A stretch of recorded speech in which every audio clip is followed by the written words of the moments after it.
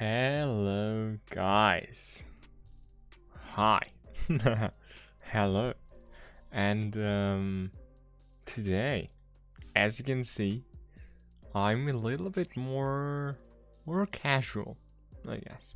Even though it is the quarterfinals, and I am really hyped.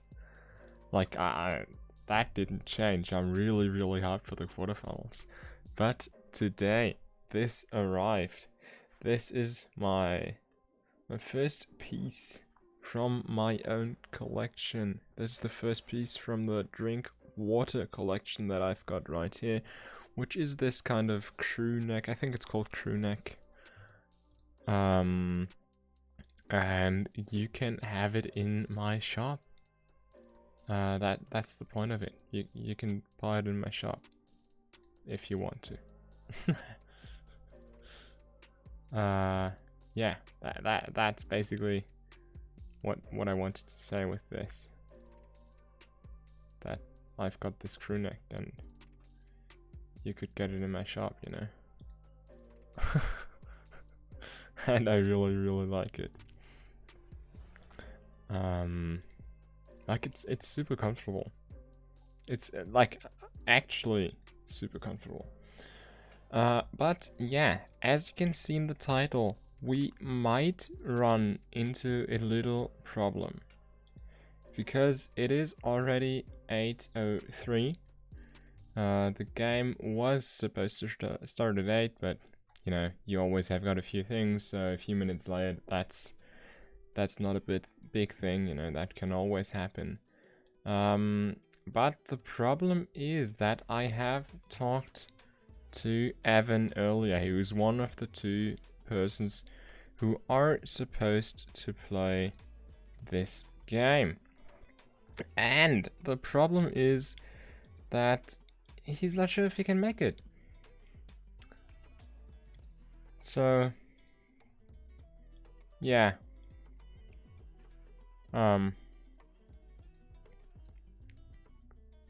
Yeah. What am I supposed to say?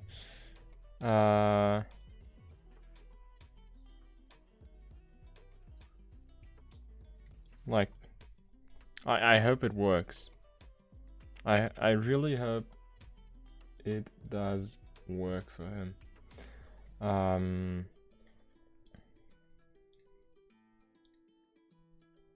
But I think it does. I think he should be able to make it.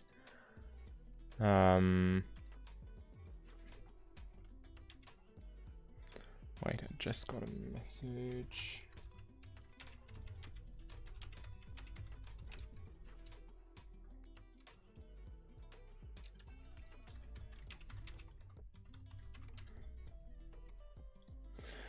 Okay, I think it does work. He just wrote that it should work and he should be here in a few minutes.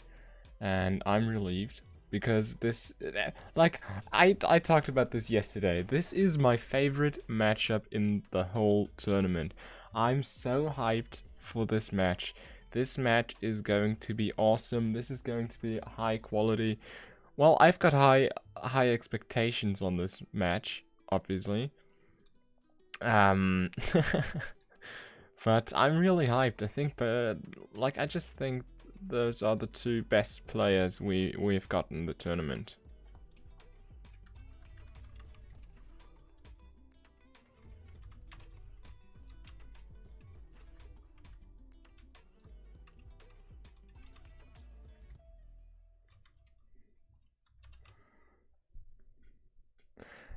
What is happening in chat?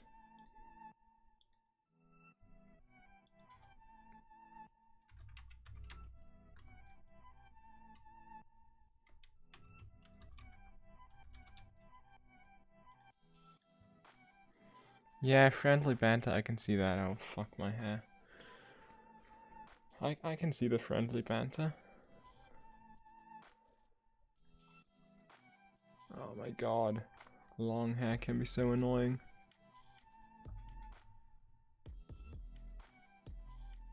Let's sort this out quickly.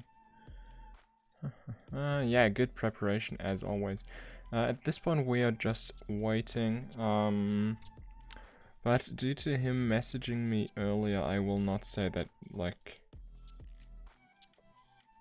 I won't say that he will be disqualified instantly in like 3 minutes, because that's the rule. I did say that if you are not there 10 minutes after the game is supposed to start, that you would be disqualified. But in this case, as we had with Simon as well, like, I did get messages, we did talk about it earlier and stuff like that, you know?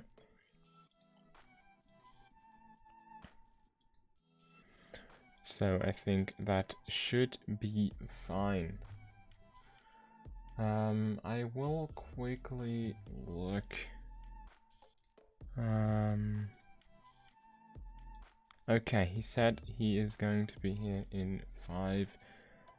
That is promising.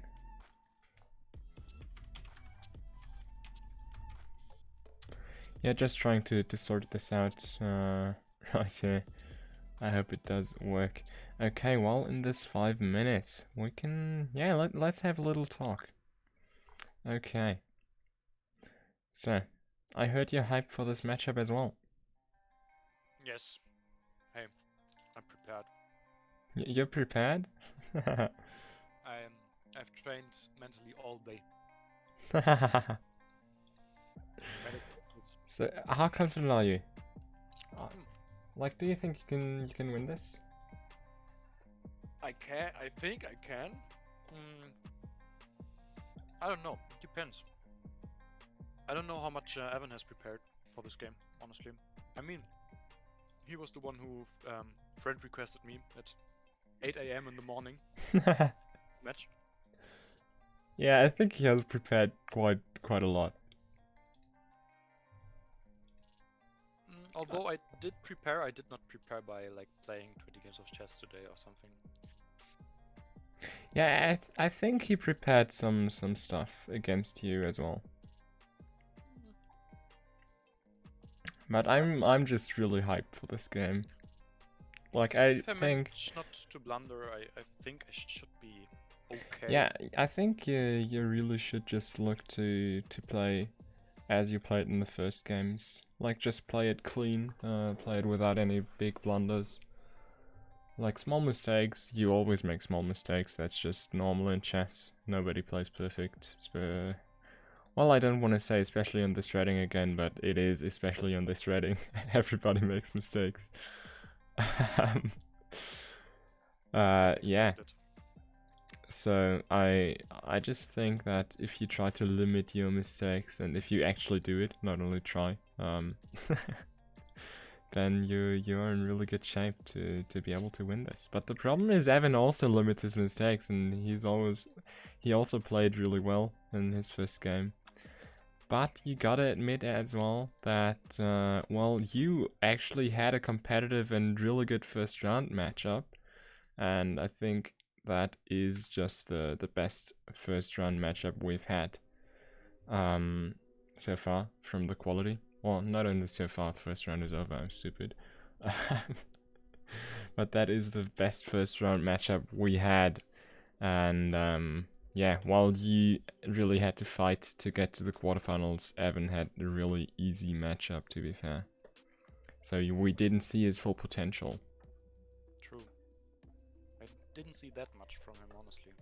Yeah, it was quite quick. I saw that, but it was not that competitive.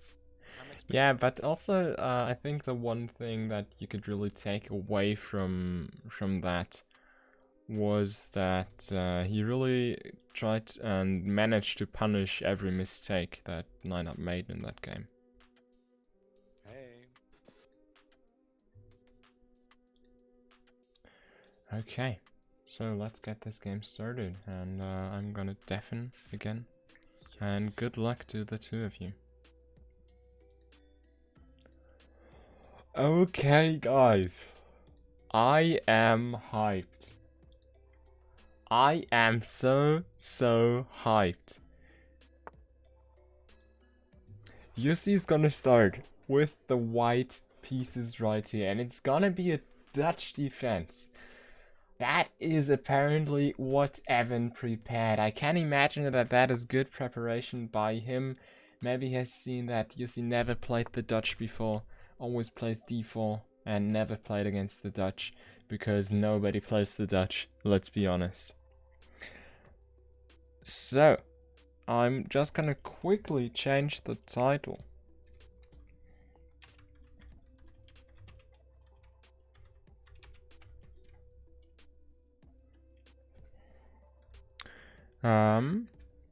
We do see the typical Dutch moves so far in the opening, and Jussi seems like he does not know the theory right here.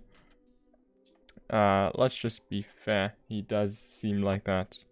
But that does not mean that that is actually the case. Because apparently Evan does not know the whole theory as well. That is a weird move right here. Oh no, he looks to bring the bishop here and then castle probably. That is another Dutch line. But it's not good against this variant. Okay, he pushes this pawn now. Probably to prepare to play this pawn e5 move. And the d6 pawn just supports that a little bit more. I'm nervous. I'm really, really nervous. Because honestly, I don't want either of them to not make it to the semifinals.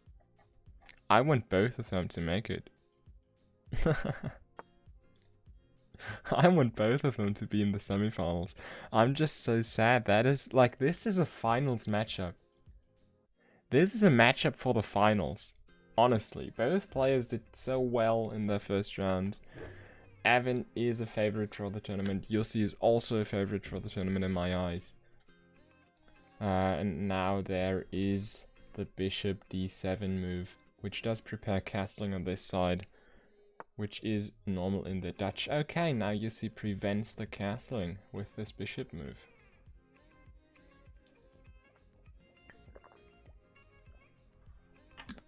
So let's see what Evan is going to respond right here. Gav, hi. Welcome to the stream another time. Hope you're doing well. And I hope you are as hyped as I am for this quarter-final matchup. We have seen a few moves already. We've seen the Dutch defense played by Evan against the d4 opening and kind of London system idea by Jussi right here, which we have seen the first game and the first round matchup as well, if I remember correctly. We've actually seen quite a few Londons. Now we do see the queen d2 move, which is always quite suspicious, because you always know it is going to be the queen side castling right here. And that should be the last move, which finishes the development for Jussi. But it is not possible to play right here, because now the pawn is pushed. And he needs to retreat his bishop, probably to d3, which would be quite safe. But the white bishop is not really good right here. But you need to say that this pawn now opened up this bishop, so this bishop is getting really, really strong.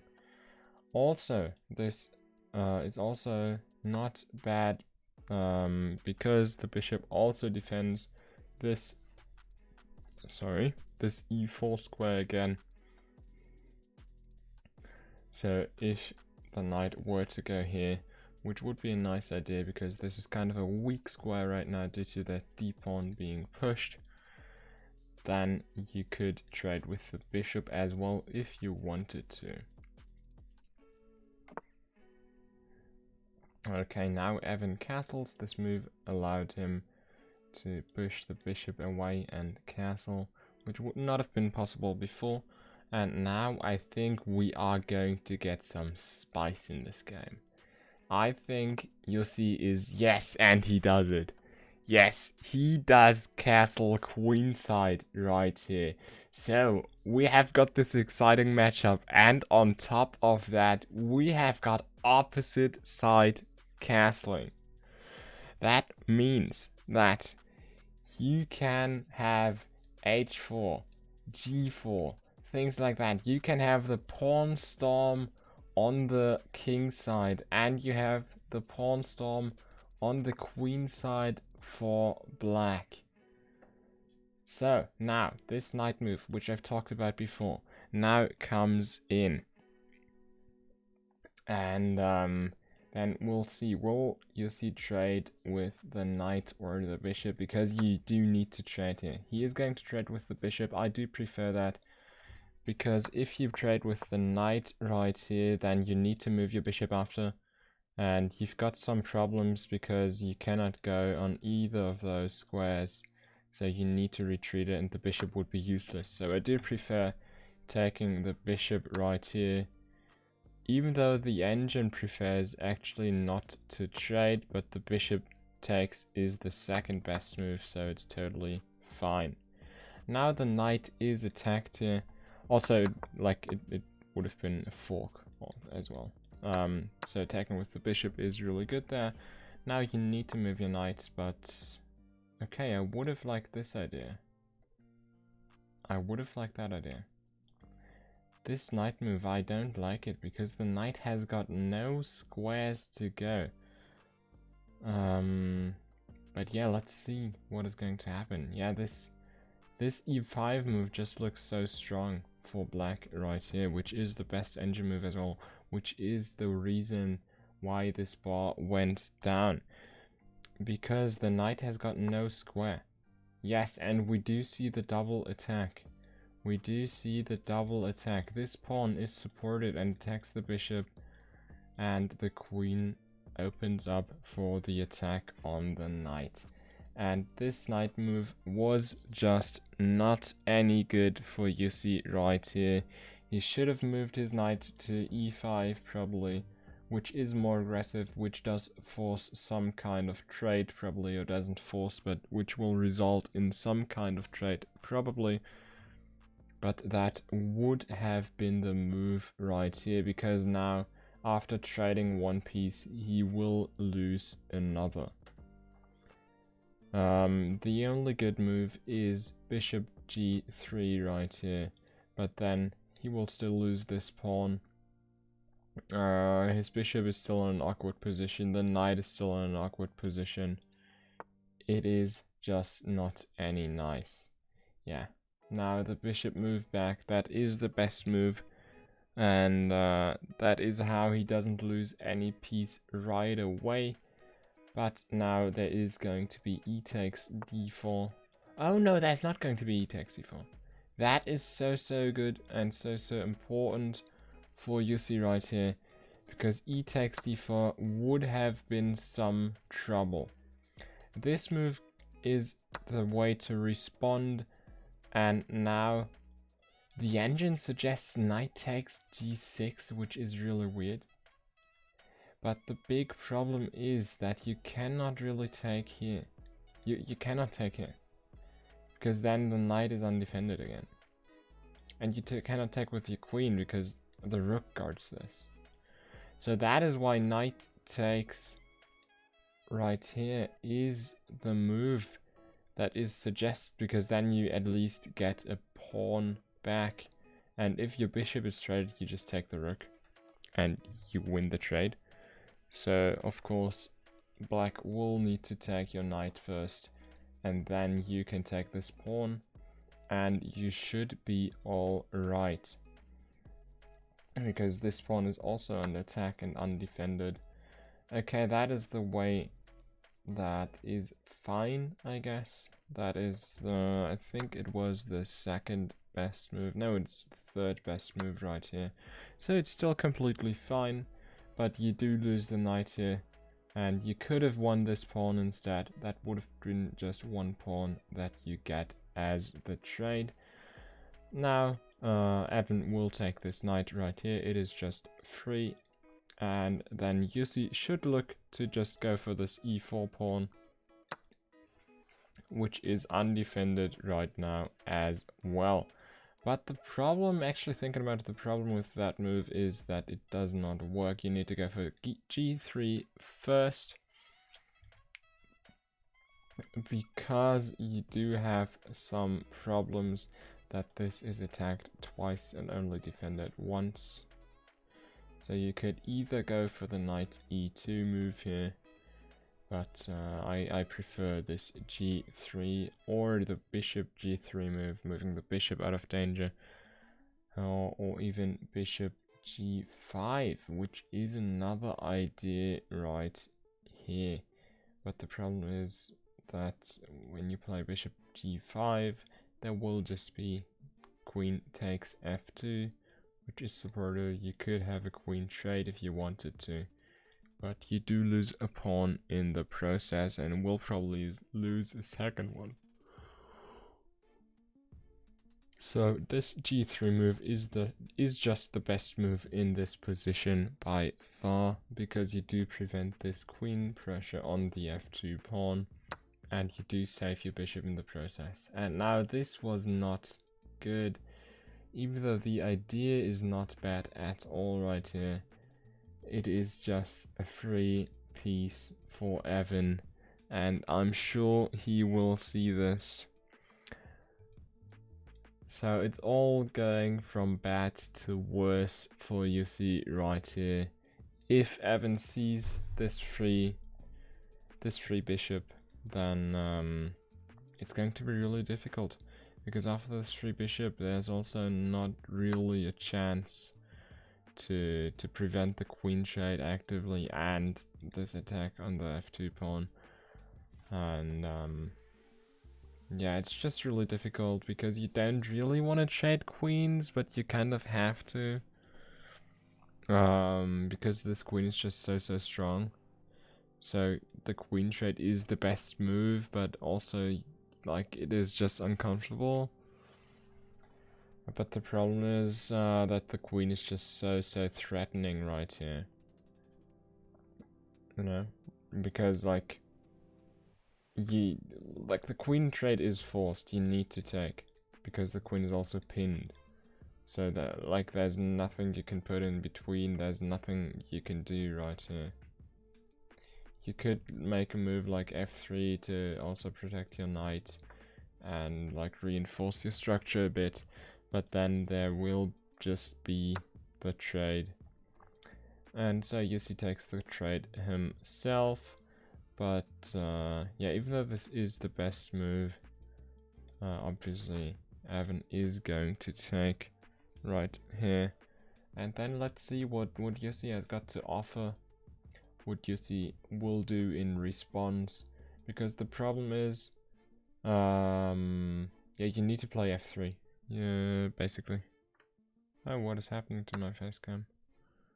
Oh, for fuck's sake, this is so annoying. Yeah, the queen is taken, and now f3 is the only good move right here, in my opinion.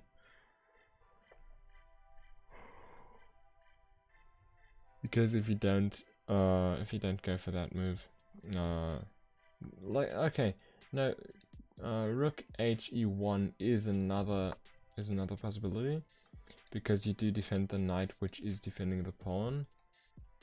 But yeah, I just prefer this f3 move, which is what Yussi played as well, and I'm happy about that. Okay, so let's see. We've got 17 moves so far, and after a few blunders by Yussi, Evan is up a bit. He is up 2 minor pieces for 2 pawns, which does put him at +4 material-wise, and at +8 due to that position we're in right now.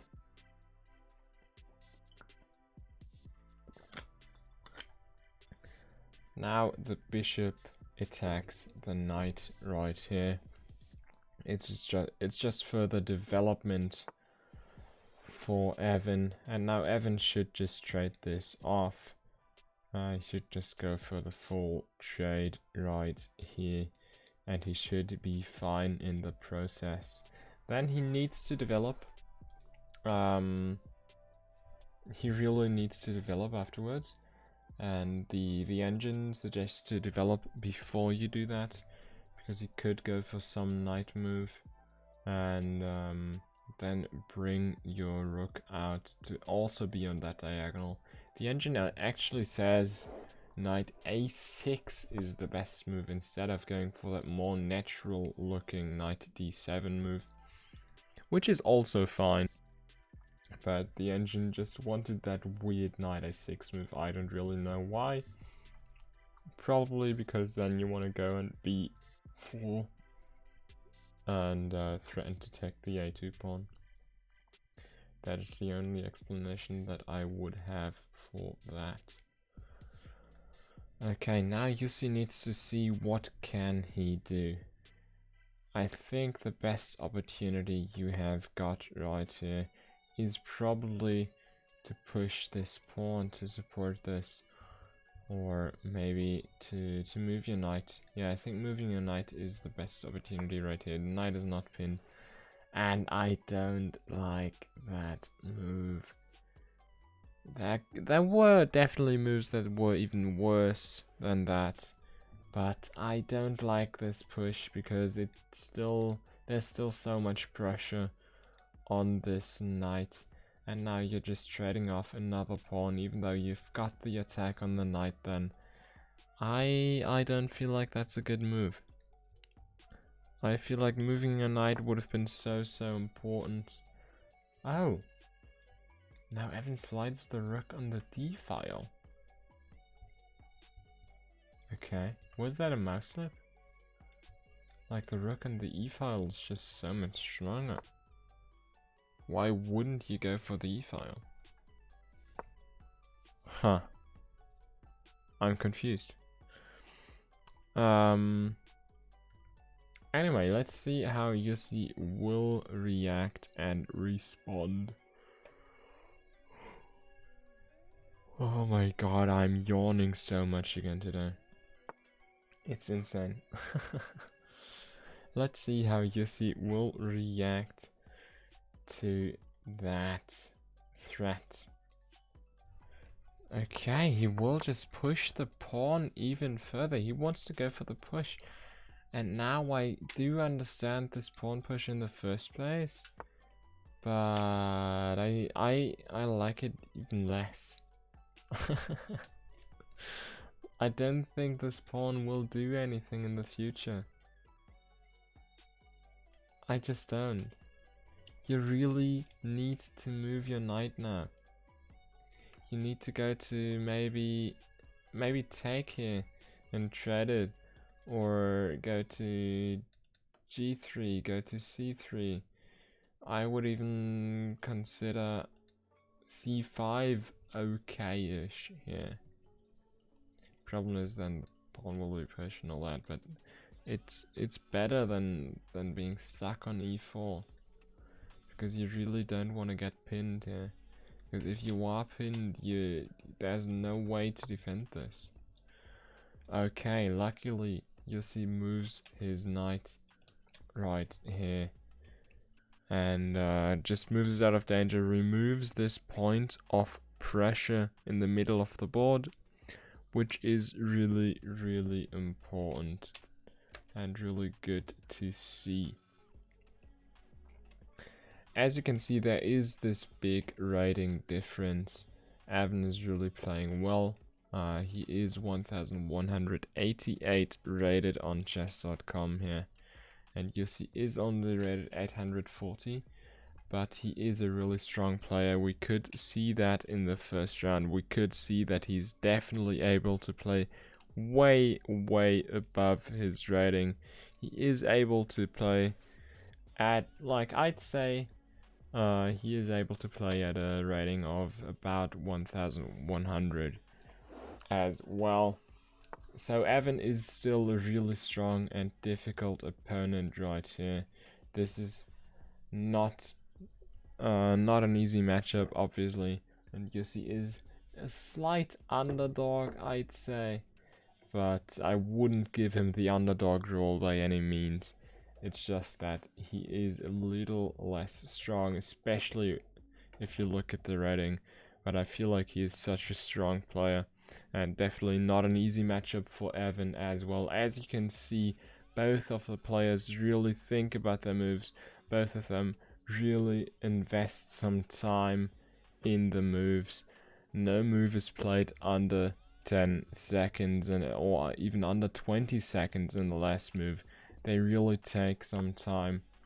But that is also a little problem for Yussi actually, because Yussi really needs to look after his time right here. He only has got 1 minute 59 left, even though you do get 10 seconds per move. He has been thinking about his moves a lot. The last move that was quick was move 13. We are on move 22 right now. And since move 13, he has invested over 30 seconds in nearly every move. There was only one move where he invested 20 seconds.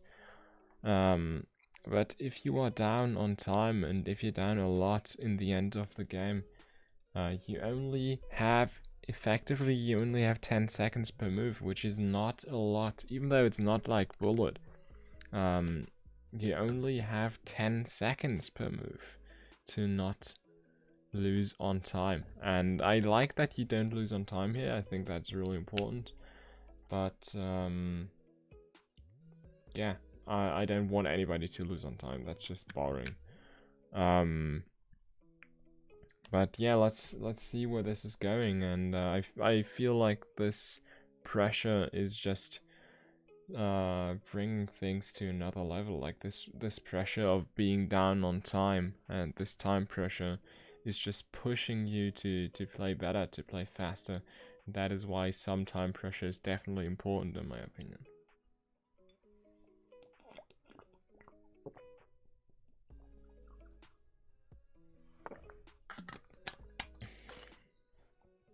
Okay, now Yussi redevelops his knight after rerouting it a bit, but it is taken, and this trade does open up his king a lot. He did win back some time just due to that quick capture right here. It wasn't difficult to find that move, but yeah.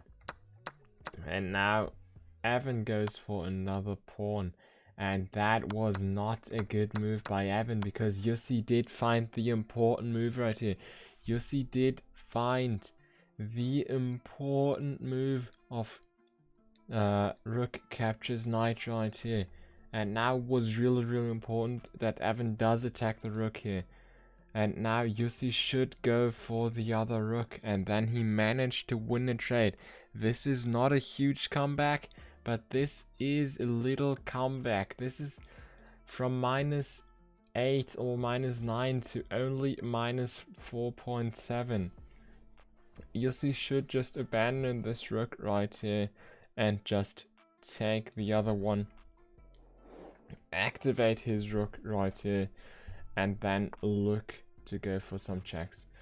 This is actually not a good move, because now you do force this rook trade kind of, but let's see. He does take with the king, which can be difficult here, because the problem is that this rook cannot be on the 7th row because the bishop guards this, and now the c pawn is under attack as well. Yussi does defend this with his rook, but now he's in the defense again, even though it was really good and he got something back. He traded one rook against a rook and a knight, so he basically won a knight in that trade, and is only down -3 on material now. He's only down 1 bishop, and pawns are completely even though Yussi's pawns are doubled on the c file. And now Evan found the one move that does pin Yussi's rook, so now it will be a bishop against nothing.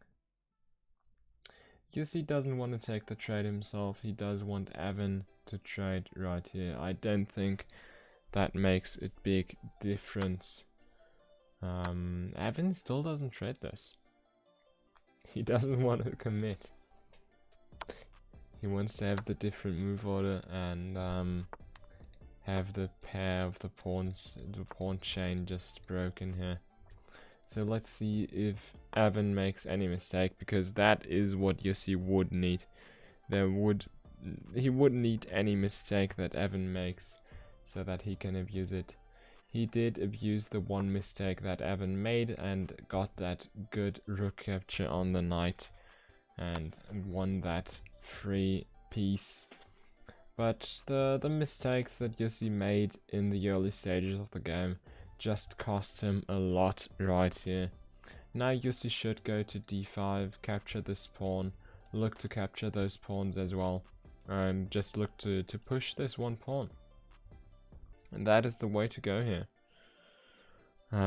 Because this pawn is not isolated yet, but if you take this and look to take those two as well, then it will be isolated. He does not find this king d5 move, which would have been good, because you need to concentrate on pushing your pawns here. That is the only way you are going to get back in this game, because now this pawn is gone. Okay, he concentrates on his one isolated pawn, which is not that bad. But the problem is that that the bishop does look at this, and taking here is actually not such a bad option after all. Okay, Evan does go for the simplification right here and just takes the pawn. And now Yussi needs to run back. He doesn't run back. Oh, Evan should have just pushed the pawn. He still should push the pawn. Yeah, this pawn would be a safe queen. But now it's not. Now this is a safe queen though. So the problem is Yussi has got problems left and right. And even though Evan did not play this perfectly, because this would have been a queen already, it's just so difficult because there's nothing you can do. Yeah, because Yussi needs to take this, then this will be a queen. Because pushing this doesn't matter, because you need to take this first. And yeah, there's nothing Yussi can do right here. It is just the early moves that cost him the game in the end. And it is really smart of Evan to just go here and just simplify. And I do think he will be able to close this out quite quickly right here. Does he even find the perfect mate? No, he does not find the perfect move order. But he knows what he's doing. He knows that he just needs to pressure and to push the king down. So now this move will be the checkmate, because now this is the only move, and now you've got the checkmate, you've got the mate in one, and this was just a really, really good game by both players.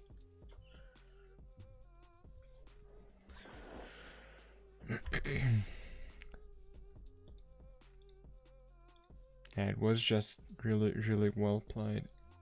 GG. Well played. This was an interesting first game. It was really, really close. I think it was just your mistakes in the early stages of the game, you see, that just made it. I mouse slipped once. Oh, you mouse slipped once. Yeah, the knight move. The knight move on the H file. Knight H4? H4, I think. That was scary. Yeah, that was the move that was the beginning of all that. Yes, I mean, it wasn't quite why I lost, but still. Yeah, it was just like your mistakes in the early stages, and also that mouse slip just made it so difficult for you to come back.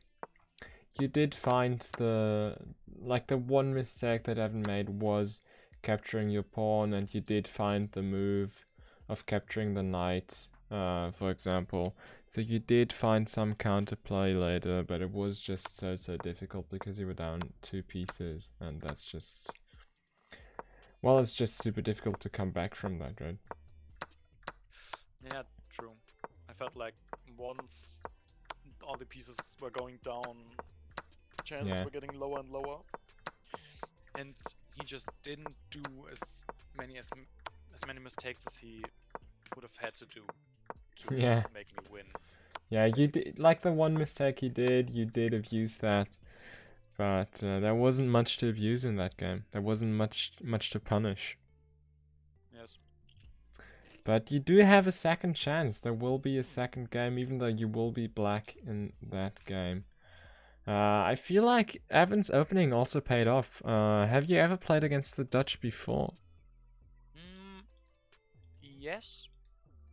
But I don't know what to do with the London, to be honest. I felt like, well, I thought I would just play like, I would just play as I would play against a King's Indian. With an early knight c3. And I think it would have worked. If you didn't mouse slip? Knight slip, basically. Yeah. Yeah, I feel like that mouse slip was really unfortunate then. That one was just bad, to be honest.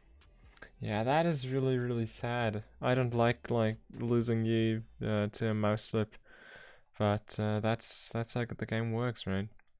Happens. 2 intense. I pressed the wrong button. I had my knights already clicked, and then I clicked on the file instead of right-clicking the file to draw an arrow. It just happens. The pressure from the game just got to me. Yeah, it is really the pressure, because now the pressure is even higher, right? I don't think it's a good idea to tell you this because you already mouse slipped under pressure, but the pressure is just going to be really high in this next game. There's going to be the rematch now. You will play the black pieces, and you need to win. There's no way around it. You just need to win this game to get to the tiebreakers. Well, let's see. Maybe I can do it. Yeah, I want to see the tiebreakers at one point, and also, mostly I just want to see a really good game. We saw one really good game with the first game, and I hope we can see a second good game right now. If both of you are ready, we could start the rematch, or you could start the rematch, I guess. I'm ready. Okay, there it is. So I wish both of you really good luck again, and I hope we can see another banger.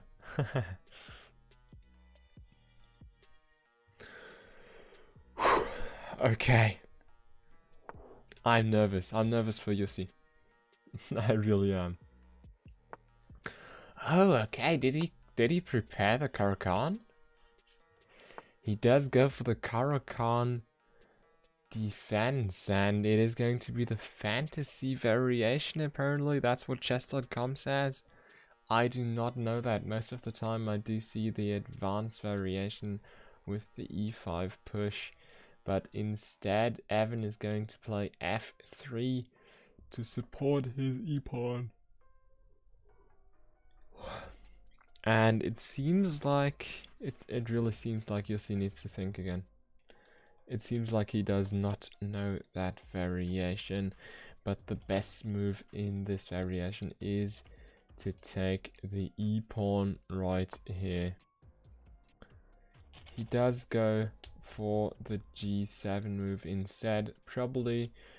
Normally if you play g7 you do have the idea of playing bishop g6, but I think in this case g7 is also just that, to support the f5 push, maybe the f5 pawn break right here. But let's see if that is going to happen or not. You should just look to develop your bishop right here as white, and that is what Evan does. This is a strong move. Now Yossi just tries to reinforce his center pawn, his d pawn. And let's see how this goes. Let's see what Evan will do. Evan should be slightly up in this position apparently. And now he does close in the position. c5 is the move to go here. And that is what Yussi plays, which is a strong move right here. Because you look for this pawn break, because you try to contest the center. White is trying to close the center with those pawn pushes, but the c5 pawn break attacks the lower pawn, the lower end of the pawn chain. So Yossi does get the opportunity to open this a bit, open the position a bit, and that is what I like to see as well, because I already told you guys I don't like close positions. There's not much action. In the last game we had a lot of action due to opposite side castling, but now let's see what Yossi is going to do out of this. The best move engine-wise is developing your knight either on e7 or on c6. Both of them have got the same idea of just developing your knight basically. And just getting your pieces out, because Yossi hasn't developed a single piece so far. He has only made pawn moves in his first 5 moves. So developing his pieces is what should be the focus now, because you need to do that at some point. He does go for the knight e7 move, which is a strong move. Just reinforcing your center, developing, maybe looking at that f5 square as well. And yeah, let's see what he will do with this, right? Now the best move for white should be to take this pawn right here, because you don't want to keep this pressure up at this point. You just want to get out. Okay, now there's the aggressive bishop move.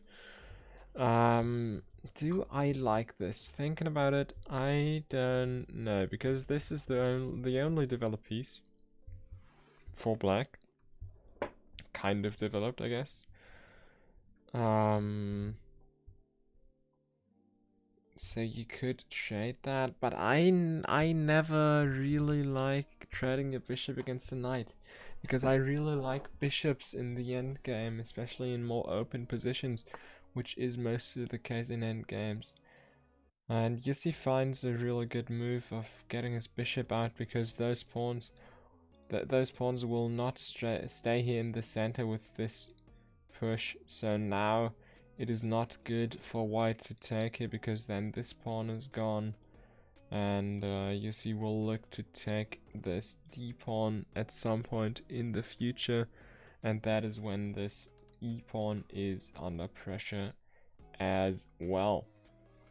So now maybe Evan does look to trade here. I would not like him to. I think it is just some pin right here. Oh, so now with this f pawn push, I really like this h6 move, and Yossi sees this as well, because Evan just blocked his own bishop in. His bishop cannot go back on the same diagonal. This bishop needs to go back onto h5, and now you could even think about another pawn push with g5 right here, which would be a good move, pressuring the bishop that just went back. Even though you're not winning it, you're contesting the center, because this pawn will need to take. This f1 needs to open up and take, and will not be in the center anymore. And if that is what happens, you could take as well, maybe. But yeah, that is not what's going to happen. Yossi does not go for this g5 pawn push, probably because he sees that he will not be able to take the bishop. He will not be able to take the bishop with this pawn. So that is why, yeah, that's what maybe why he thought that's not worth it. You shouldn't do that. But now g5 is still the best move for black right here. Yussi does not find it. He goes for the pawn push on the b file instead.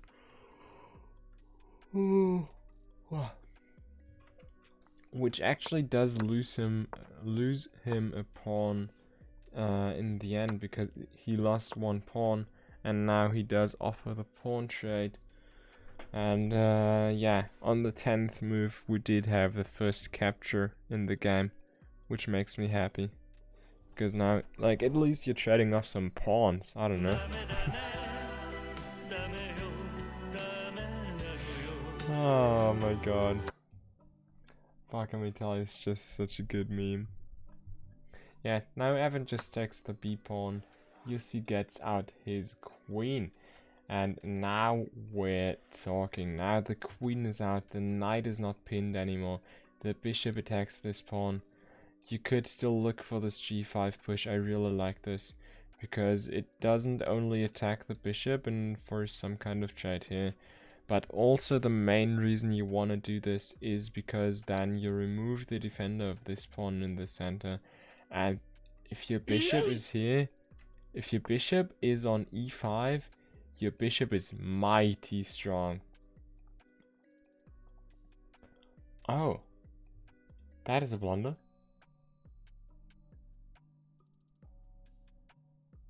That is a blunder. There's queen a5. Queen. Wait. Why does the engine say queen a5 check? The engine says queen a5 check. Oh, yeah, queen a. Why did I look at b5? Yeah, queen a5 check, obviously. But you could have looked for queen b4 check as well. Would have had the same result. Because you're just looking to win this knight, which is not going to happen, because one of those two moves were the only moves that prevent that. But now you're still looking for this g5 move. That is still the strongest move. Or you could look for rook b8 as well, developing your rook right here. And what is really interesting actually in this game is that neither of them have castled, and neither of them do look to castle. Yussi could castle, but his g-pawn is pushed. His king would not be totally safe on the king side. And Evan doesn't even look to castle right here. Now this pawn push is another good move, because you just look to win the pinned piece right here. And that was a window sound that I did not expect that.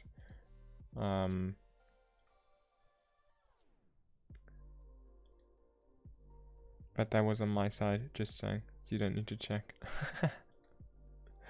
Yeah, well, you do look to capture the pinned piece. That is the plan right here.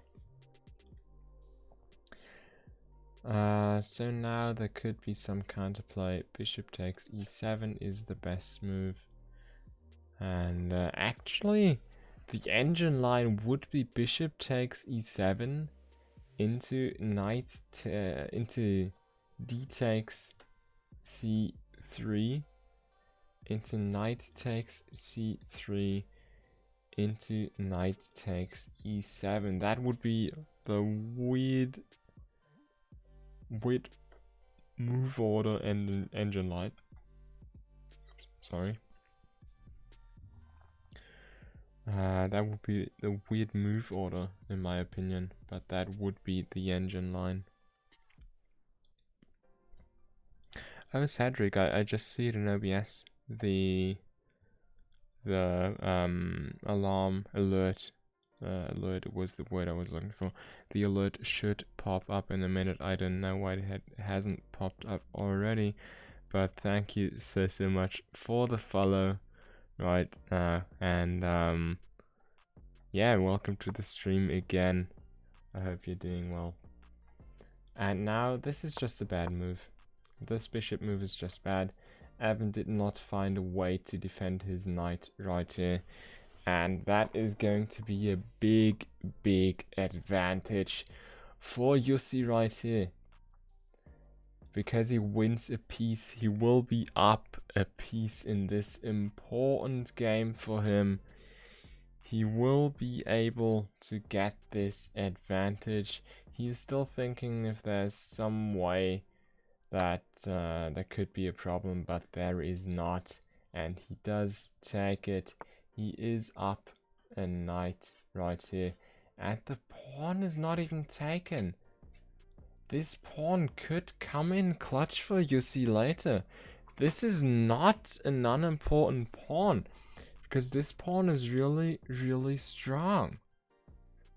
Maybe Evan was afraid of this fork at some point, but this knight defends it. I don't know why Evan pushes here instead of taking. Was it maybe a mouse slip as well? Was it a mouse slip as Jussi mouse slipped in the first game? I don't know. Jussi finds the good move of just moving his knight right here to prevent this trade at any point. And just attacking the bishop, getting your knight into the attack of your own pieces. That is just a nice move. And let's see what will happen.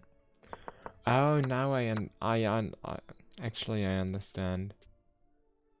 I understand the move right here. Because obviously you don't want to take with the pawn, I was just being stupid. You don't want to take with your knight. That is the move to go for. Because this b3 move was just to defend the knight. I was just lost. But I wanted to say that that you should take with your knight right here. That would be the best move. But yeah, anyway. Jussi has got a slight advantage. He does look for this pawn break, which is a good idea because it would finally remove this f-pawn from defending the e-pawn. And finally, at some point in the game, Jussi could look to actually activate his bishop and bring his bishop to e5, capture that pawn that he has been attacking for so long.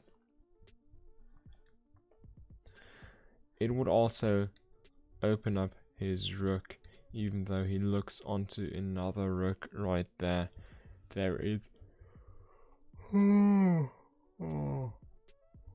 my god, I'm sorry. I don't know, especially today, I'm yawning so much. You could just look for this pawn break right here and get your rook out. That is what I was saying. I don't know, I'm so tired as well today. Maybe I'm so excited for this game and that's why I'm so tired right now. Because I put all my energy in being excited for this game. In this game it is actually Evan's turn to be down on time. He is down 3 minutes at this point. And even though there is a lot of time, you get 10 seconds per move, that is a lot. It is just really difficult to come back from being down 3 minutes. Evan will be in time trouble in a few moves, and those 3 minutes just come from the last few moves. He has invested 1 minute and 50 seconds on move 14, and he has invested 1 minute and 47 seconds on this move 17 right here. So this is where his time went. This is where he lost all of his time, or most of his time. Now Jussi does attack the pawn, unfortunately. Like that is the best move right here. Just attacking the pawn. Unfortunately, this pawn will still stay in the center, this e5 pawn.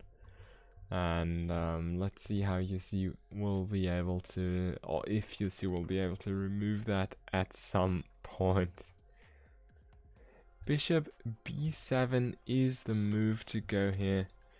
from the engine perspective, and I really like that move as well, because then you could move your knight to some square and just open up for this attack on the enemy rook, which is first of all difficult to see, and second of all, you would have just this discovered attack, and discovered attacks are always really difficult to deal with, and really nice moves. I like discovered attacks because you get the opportunity to maybe attack two pieces, and that would most of the time make you win one of them, at least one of them.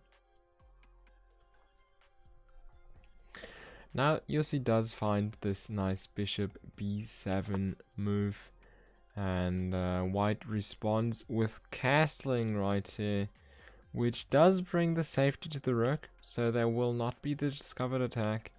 But now the king is on the g-file, and he's actually less safe after castling, because there's no pawn in front of it. There's no bishops in front of the king anymore. Those two bishops are really strong in the center, and they did a good job of keeping any threat away from the king, which is now not possible anymore.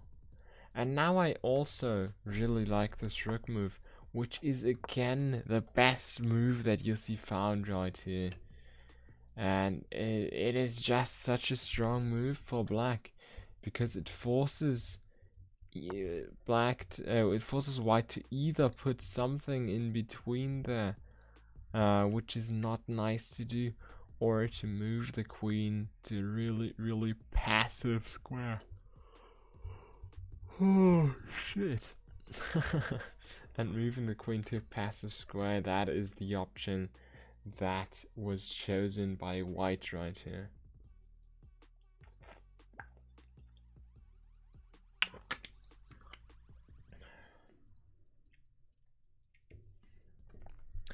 Now Yossi is up 13 right here from the engine perspective. He is only up a knight for a pawn material wise, but white is just super passive. For Yossi, every piece except this one rook is active and is participating in the game. And now let's see what's going to happen. Oh, that was not planned. I'm sorry. I do not like this move, and the engine really hates this move actually. Because there was a slight problem, because with this queen e1 move, there was... Oh. Yeah, first of all you could trade bishops, but that is not the difficult thing. Because there was this pawn which was attacked.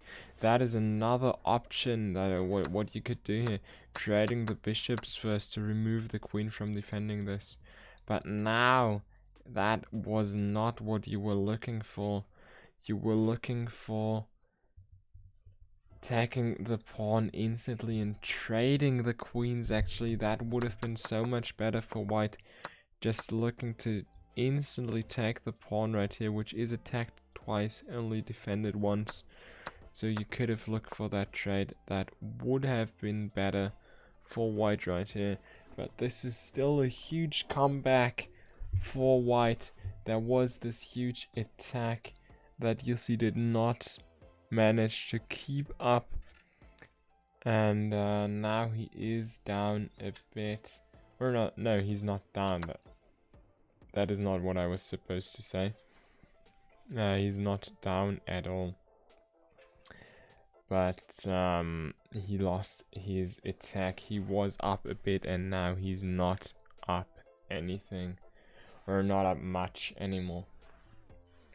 You need to be careful right now. You cannot attack here, because then your bishop is gone. And one of your rooks is probably gone as well. No, actually not. None of the rooks is gone. The best move is rook g8 right here, which is kind of weird, not gonna lie. But you do have a check, and it looks not good for white actually, because then black gets to attack again, even though you do lose a piece right here. And then it would be even, and Evan would just be up 3 pawns. But it would be even, like, material-wise, I guess. And by now, both of them are really down in time. Yussi only has 3 minutes 13 seconds. Evan only has 2 minutes 40 seconds. So it is really difficult for both of them to use a lot of time. Yussi invested another minute here, and he did find this rook g8 move, which I was not expecting actually. I was not expecting him to find this. But that is a good move. And now what is that? This is a huge move for Yussi right here, because Evan thought about counter-attacking the queen, but that does not work. Now there is the discovered check for Yussi, and he will win the queen. And that means that Evan is, like, now Yussi is going to attack the queen, then Evan is going to attack the queen, and then Yussi will win the rook right here. And that is huge for Yussi. That is really, really important right here. That is such a huge move order.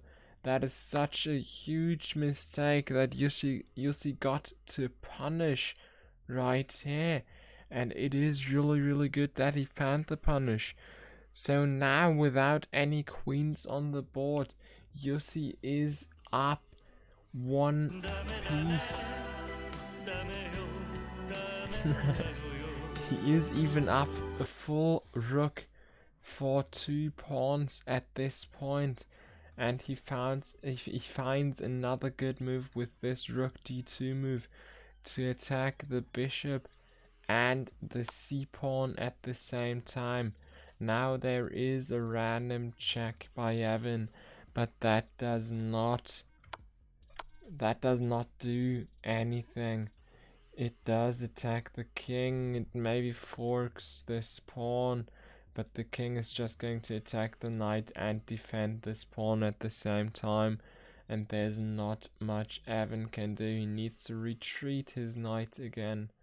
The best move by the engine is even taking on e6, which is really, really weird. And now Evan does look to attack the rook here, counter-attacking. So Yussi should just look to take this free c2 pawn, which is what he does right here. Yeah, Quirty, welcome to the stream, or to you also. Thank you for that random Bakami Italia, I guess. Well, I think it doesn't really affect your channel points, right? You've got so much, it's insane. Okay, now, Evan does look to bring his knight to safety and bring his knight out of there.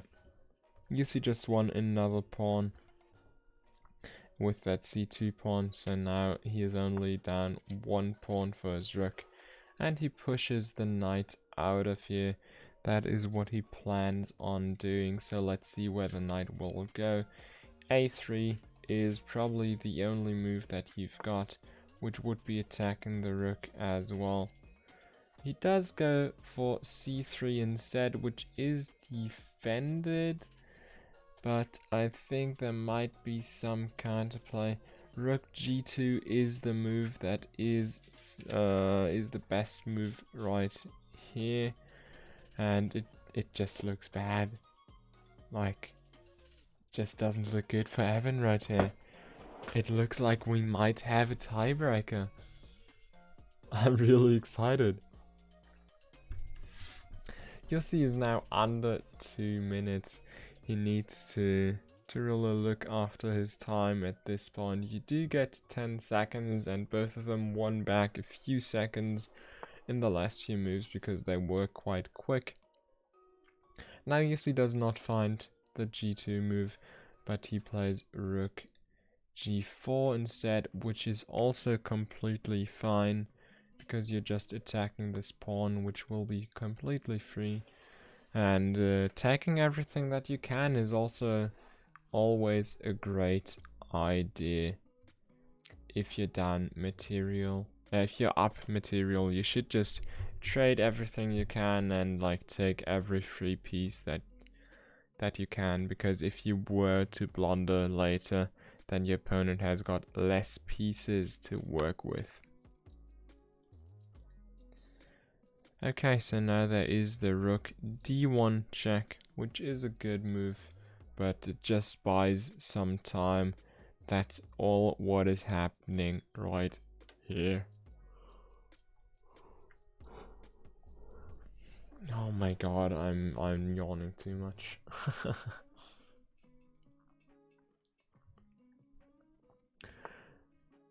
Yeah, so knight c4 is one good idea to actually play here.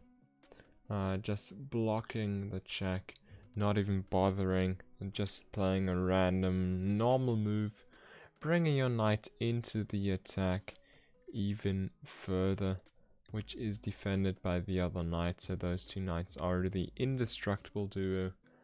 And black just resigns. Black just wins by resignation in this position. I did not see a resign so far, so that is kind of surprising, but it just looks so bad for Evan right here. Okay, I'm excited. Because what does this mean? This means that we've got our first tiebreaker. GG. I played so bad. So bad. Well, it wasn't a bad game. It was a really terrible, interesting game. Terrible. Honestly, man. Yeah, there were a few blunders, but I think overall there was not like one huge blunder that decided the game. I'm so frustrated, but he played well, he played smart, so let's go into the next and see if I can win it. Yeah, I'm just really hyped, because like after the first game I felt like it was always difficult for everybody who lost the first game to come back in the second one. But that is what happened now, which means that we will have the 1-1 and we will have the tiebreaker. The only thing with him, right, if he moved his rook to the second rank, then it would have been mate, but apart from that, he just played really well. Yeah, I saw that move as well. It wouldn't have been forced mate, but it would have looked even worse than like this. If there was, instead of rook g4, there would have been rook g2, which looks even more frightening, I guess. Yeah. Anyways, let's get into the next game. Yeah, the next game is going to be 3+2, and we actually do need a coin flip, because that will decide who will get white in this case. Can I go to Oh, is it if black draws and they win, or what? Now it's a tiebreaker. Okay. 3+2, and whoever wins wins. Can I have like 3 minutes toilet break? Yeah, we will have a quick pause. I will prepare the coin flip. Yes. I'm back soon. Yeah. I actually wanted to propose. There's a quick pause, like 5 minutes or something, and then we will be ready for the game. So I actually wanted to propose that myself, to have a little pause to prepare for the first tiebreaker in the tournament, because I do want to fill up my water bottle, and I actually need to go to the toilet myself. So I will be back in a bit.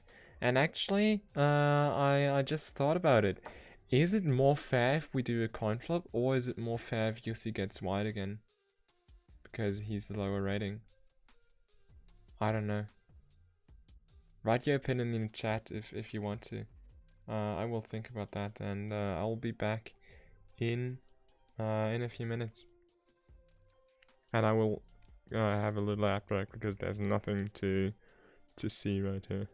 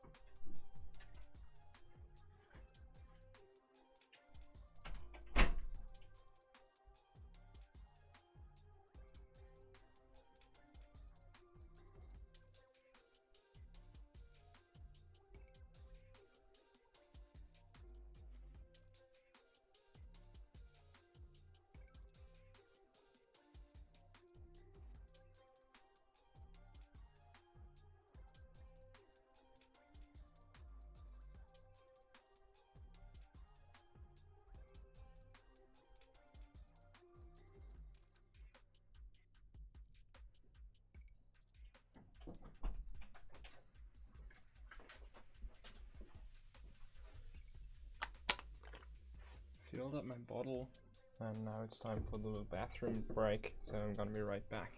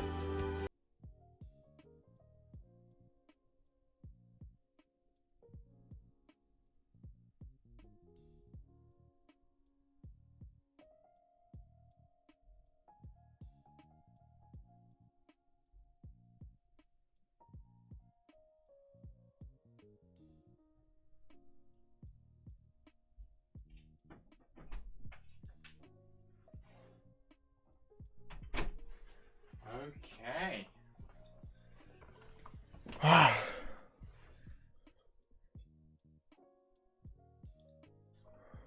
Whew.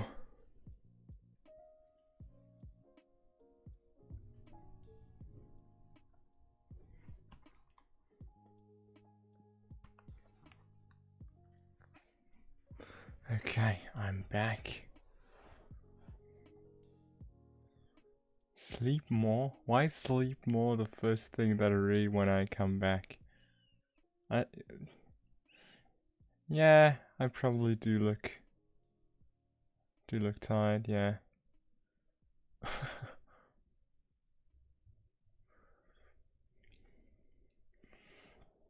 Okay, so I do read that coin flip should be more fair.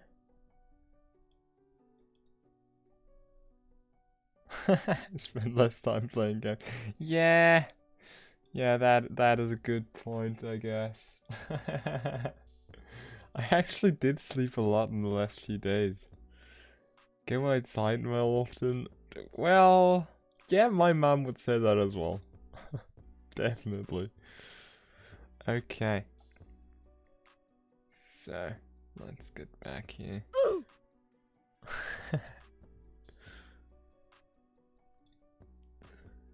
Let's get the coin flip ready. Yeah, let's burn Lucas in his own chat. Yeah, that is basically what's happening all the time, so that's nothing new, you know.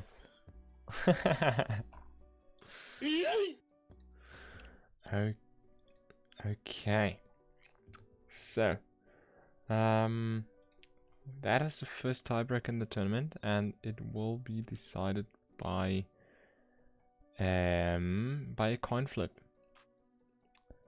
So I don't know, Evan is still deafened, but I guess to make it. The stream. Okay, yeah. Here you are. To make it fair, because you are the lower rating, so you get to choose heads or tails. Who? Me? Yeah, you get to choose heads or tails. I take heads. And it is heads! Nice. It is Which means heads. what? That means that you... Let's just say you get to choose which color you want to play. Because I don't want to say you get white because black won both times. So, yeah. If you want black, you can have black as well. But normally white should have a slight advantage. Okay, yeah, I'll take white. Okay. So, then one of you needs to challenge the other one. Yeah, can you send me the game? Yes, I am. And then you should be white, and it should be 3 plus 2 this time. Who's playing white, sorry? UC is playing white, you are playing black, Evan. Okay, cool. 3 plus 2. 3 plus 2, yeah. And now the stakes are even higher on both of you.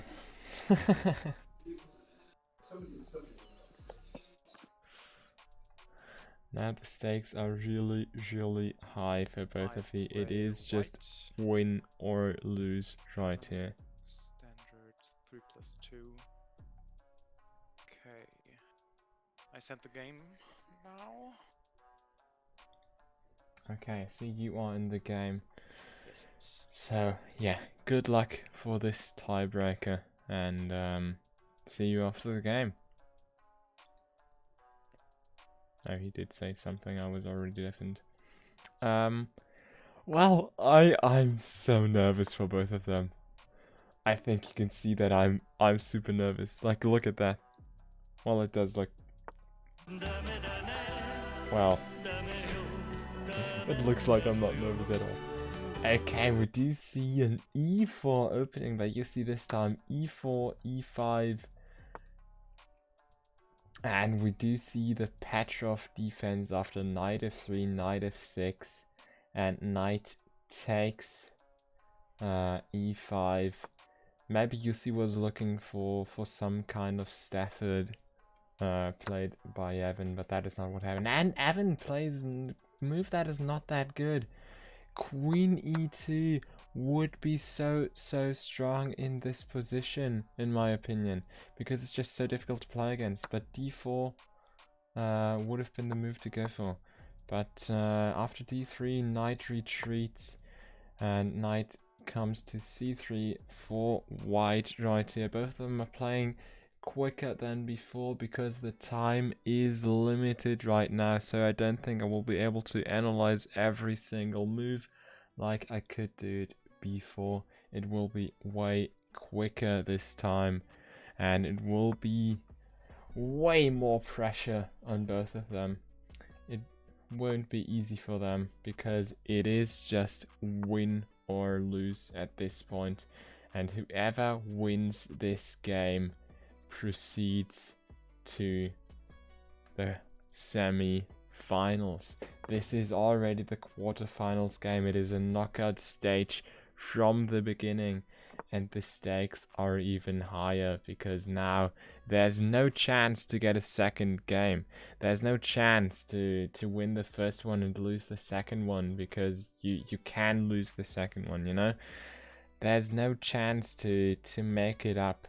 It is just whoever wins this game will proceed.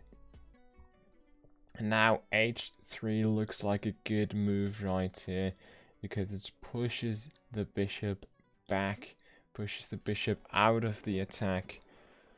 And by now, like right now, it's so even, this game still.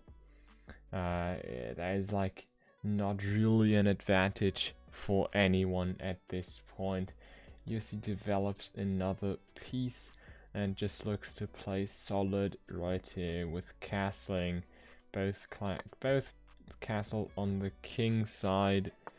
And oh, I don't. Well, I do kind of understand the move, but I don't really like it. I think there would have been better moves, but Yossi just looks to be able to move his knight again.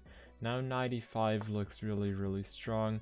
He plays this h3 move before. With this h3 move, I feel like you're just losing a bit of tempo, but that is fine. I feel like if you play the bishop move, you don't need to play the pawn move as well. I think one of the two should be enough, but that is not what happened. Okay, now Yossi looks to activate his queen, and this queen looks strong. This queen looks right into the one square that is open near the king. So now what is Yossi going to do? The bishop comes in to defend and to block that, to block any plan of going here and going on that square. And now it really comes down to both of them playing quick. Evan has invested like 20 or 17 seconds in the last few moves, because you are used to playing the long games, you're used to playing the 10+10 games at this point. But now this tiebreaker, this is another story. This is 3+2, so you are already under a minute. Quiddy, thank you so much. I really try to make it more hype. I'm really hyped though, so I think that helps a lot. Now the knight comes in, the knight is traded, the bishop comes in to complete the trade right here. And will this knight finally be traded with the bishop? No, it won't right here. So let's see what Yossi is going to do about this attack on his bishop. He's just going to retreat, which is reasonable, I guess. And Yossi's pieces are just so compressed in the middle. Like, look at this attack unit right here. Look at the two rooks being in the center, looking down the board. The queen is there as well. The bishop looks down this diagonal. This just looks really strong. And now the bishops are traded in the center as well, which is not that good for black in my opinion. And this bishop will be traded as well, because this bishop is pinned to the king. There's no way to move it around. So Yossi is probably going to take it, is what I think. Or he just keeps up the pin and tries to go for some other attack right here. Javaros, hi again. Good to see you once again.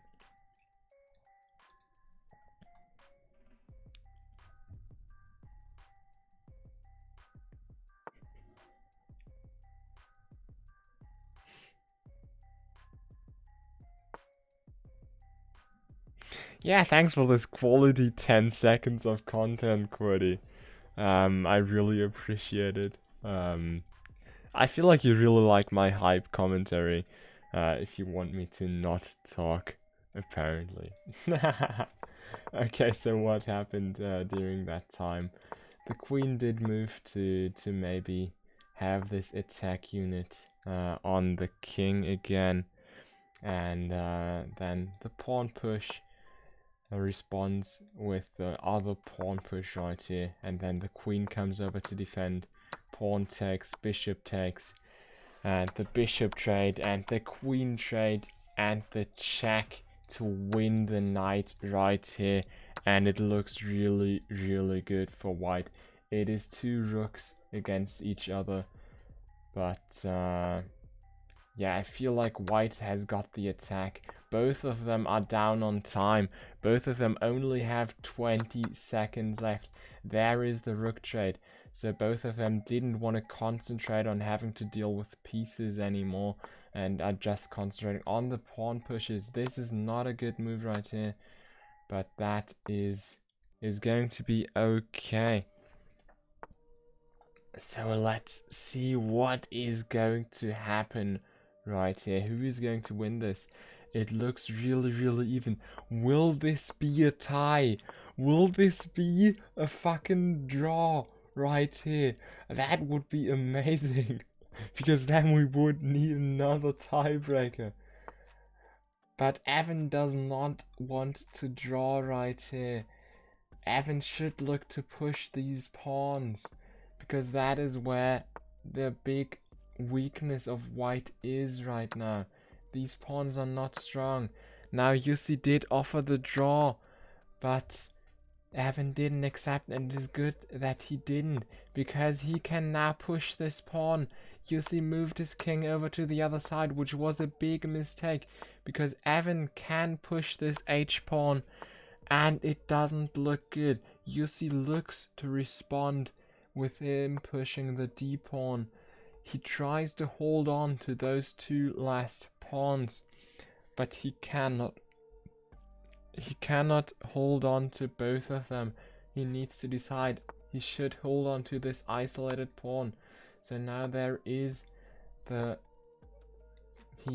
Evan takes the pawn with check, and he pushes his other pawn. He will probably just take the pawn, and it is another endgame of Evan having the queen and Yussi not having it.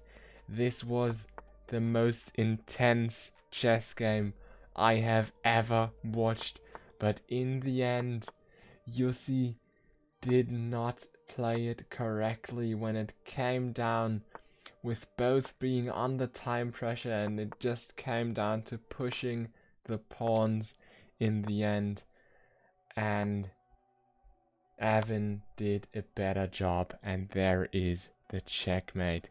This was such an intense game, and GG's to both of them. This was final worthy performances by both of them, and that was just such a hype.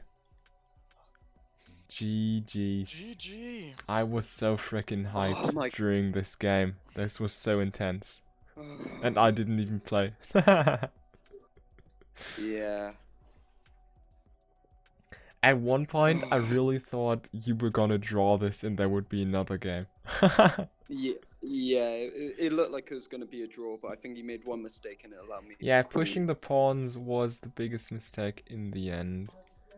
And before was there were a such a few, close like, game. in the end there were just a few mistakes under time pressure. There was a lot of time pressure due to the lower time control. He is such a strong player, honestly, man.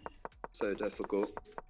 Yeah, it really looked for like you. both of you really played like just such strong games.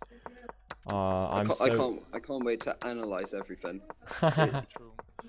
Yeah, there's a lot to In this game, I analyze. know what I did wrong in the end, honestly.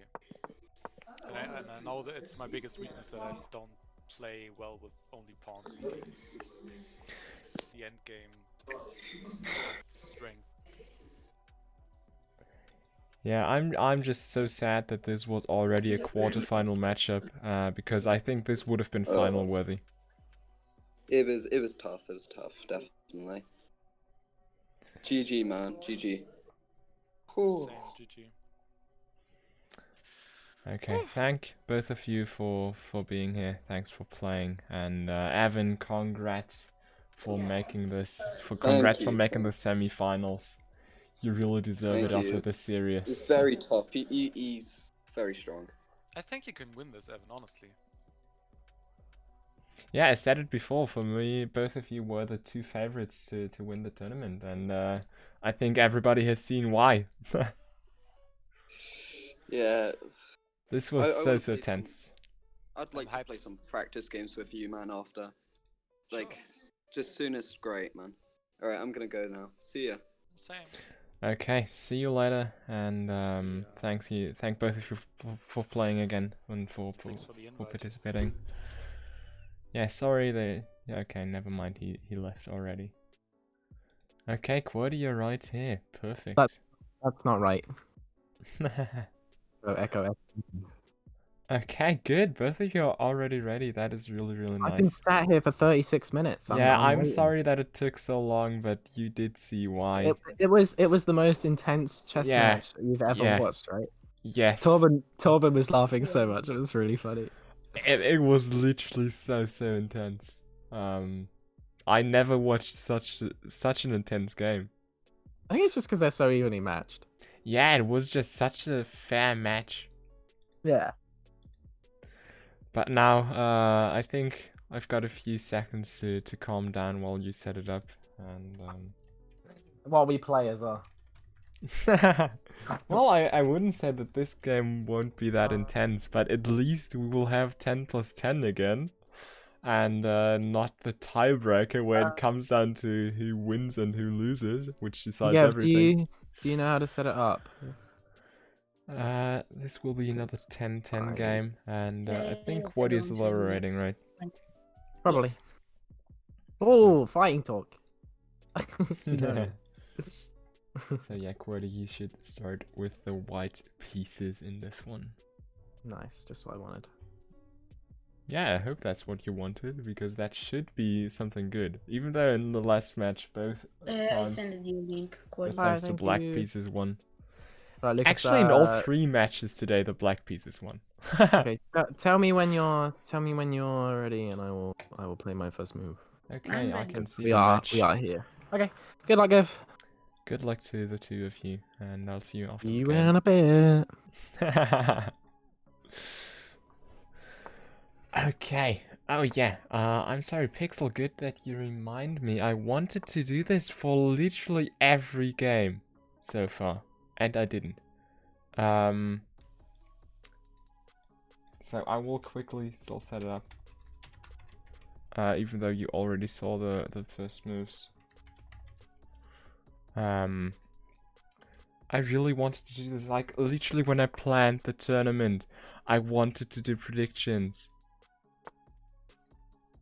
Okay, now you do see the prediction.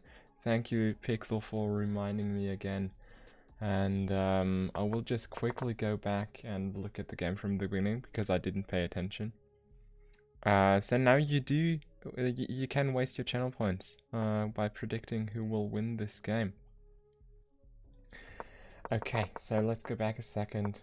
We do see d4, d5, knight c3, knight f6, and then the f3 pawn push by Quody. Response is the bishop comes out to f5, bishop comes out to f6, f4, and then the pawn push. And it is this weird kind of thing where we've got the Italian but with the d pawns again. And now this is actually like there's some gambit. I forgot it. I think it's a Blackburn something gambit in the Italian. This is a similar idea. I like it. I like it by Quody. It's one of the strongest gambits in the game. So now we do see the pawn pushed here and the other pawn contesting the center. I do like this by Quody. I do like this a lot actually. Okay, now we do see good moves by both players. Gaff is playing really fast again. I don't like to see that, to be honest, because I think it's really important to concentrate on your moves. And yeah, let's see. Unfortunately, Quody does not see that this is under attack and this is not defended, but instead he puts out his bishop. But Gav does not see that either. And does not take here, but pushes and pins the knight, which is his idea right here. Okay, we have got the predictions in, And I see that a lot of you predicted on QWERTY. I think it was over 1k on QWERTY. Yeah, it is 1k on... Oh no! Most of you believed in Gaff, but I think it's one person. Yeah. It is one person. Is it Gaff himself? No, it's Pixel. It's Pixel who believes in Gaff with 1k. And it is Datchat and Torben who believe in QWERTY. So let's see who will win. Let's see who will win the points, because that's what it's about. It's definitely not about the game itself, right? Okay, so let's go back. Where were we? Yeah, we were here. Then the knight comes out, develops. I should concentrate on the game, but I'm still so tired by the first game. Like, my nerves are still, you know? My nerves are still a bit down. This was only for... Was it only for this game? I don't know. What did it say? I didn't think about that. I'm stupid. Let's say it was only for this match, right?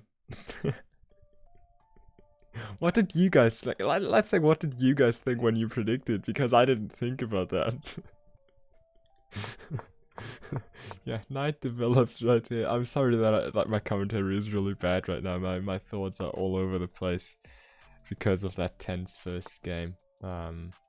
Knight develops, and Gaff also develops his knight. QWERTY castles, which I don't really like because of that pushed g-pawn.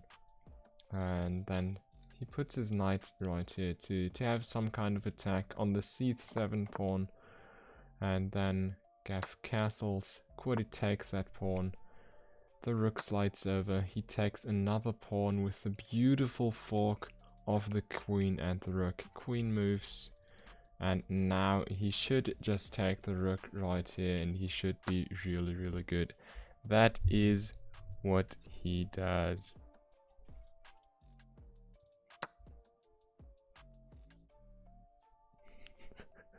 You didn't think about it either, Torben. You were just like, 69. Nice. Oh my god. Well, anyway, let's just say it was just for this game. Definitely planned that. Okay, after QWERTY won this rook, he did push this pawn now. To force the bishop away. He should just trade here because he is up material. So trading is always good, as we have learned already. Another move that is suggested by the engine would just be to take with the pawn here, pressuring the queen. Which is always good. Like, having some pressure on the queen, that is never bad, you know? Why wouldn't you like to have that? Yeah, QWERTY is looking really, really good in this game, and I think that is mostly due to Gav actually not using his time. So I think that is the biggest problem, and that is why you should not be, or you should be a little afraid of losing your 1k pixel, because it's just Gav not using his time. He's just not using his time, you know? Okay, so now the bishops are traded after QWERTY pushes his rook up. He takes with the knight. Now the pawn is taken right here. If he takes with his queen, he's got a fork. Oh, you mean here? Is that what you mean? That fork?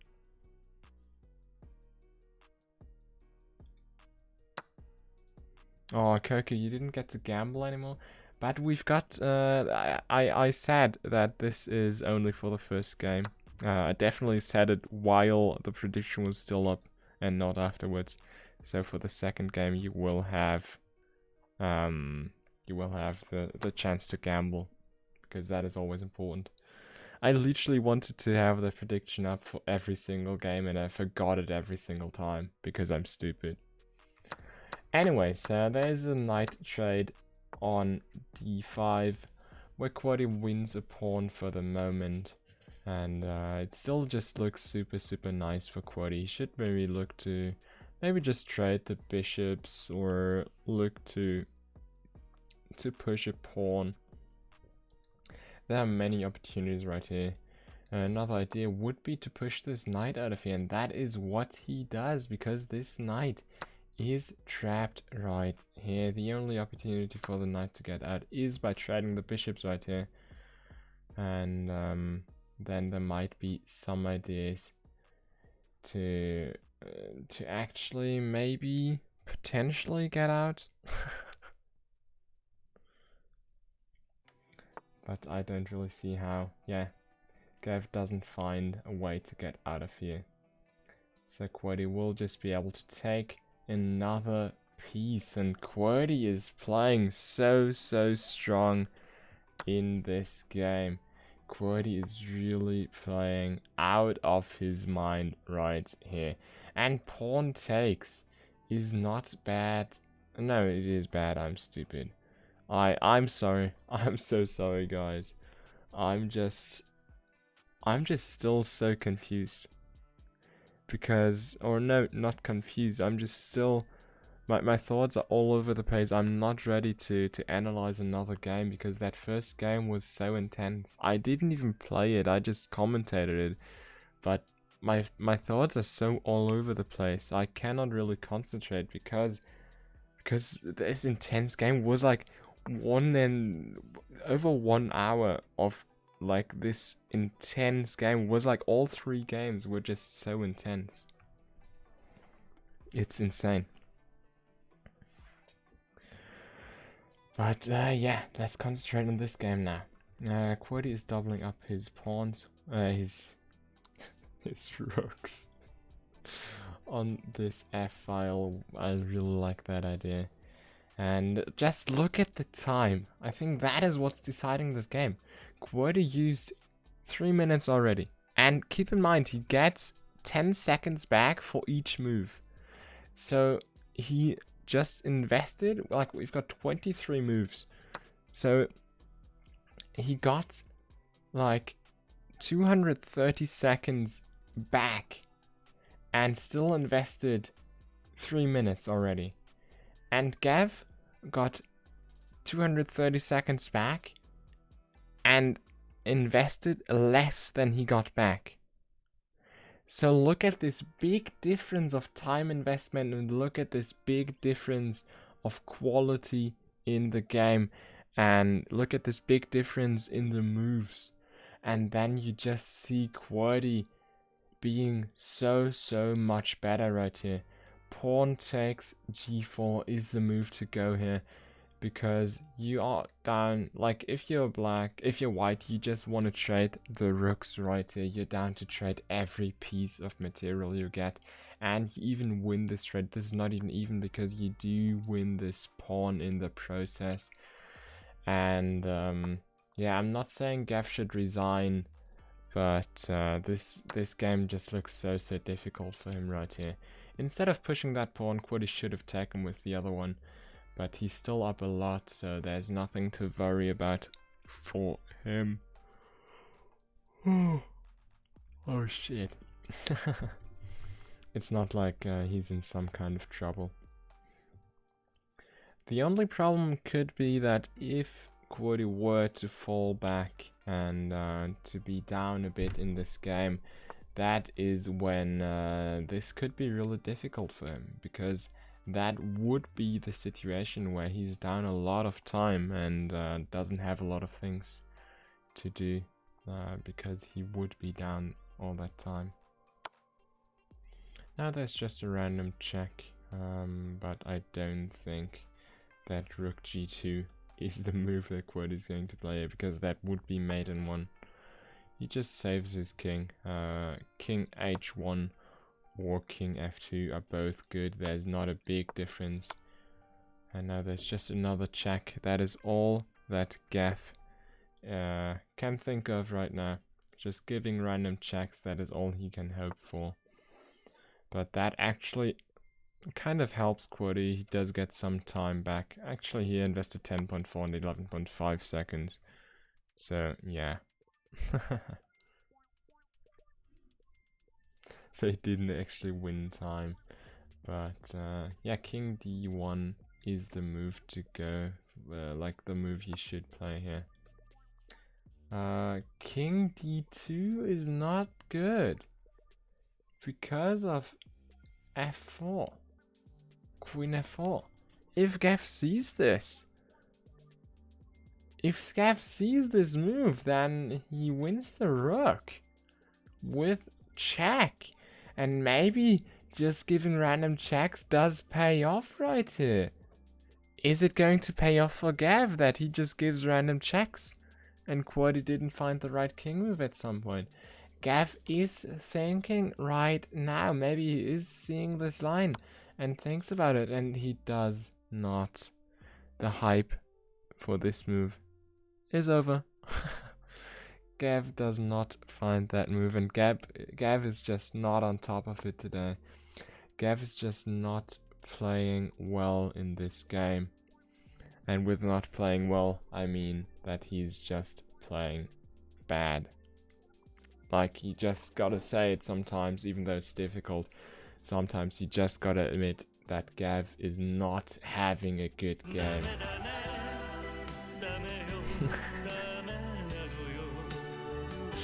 Yeah, that would have been the one big opportunity to get for Gav to come back in this game, to have some kind of comeback.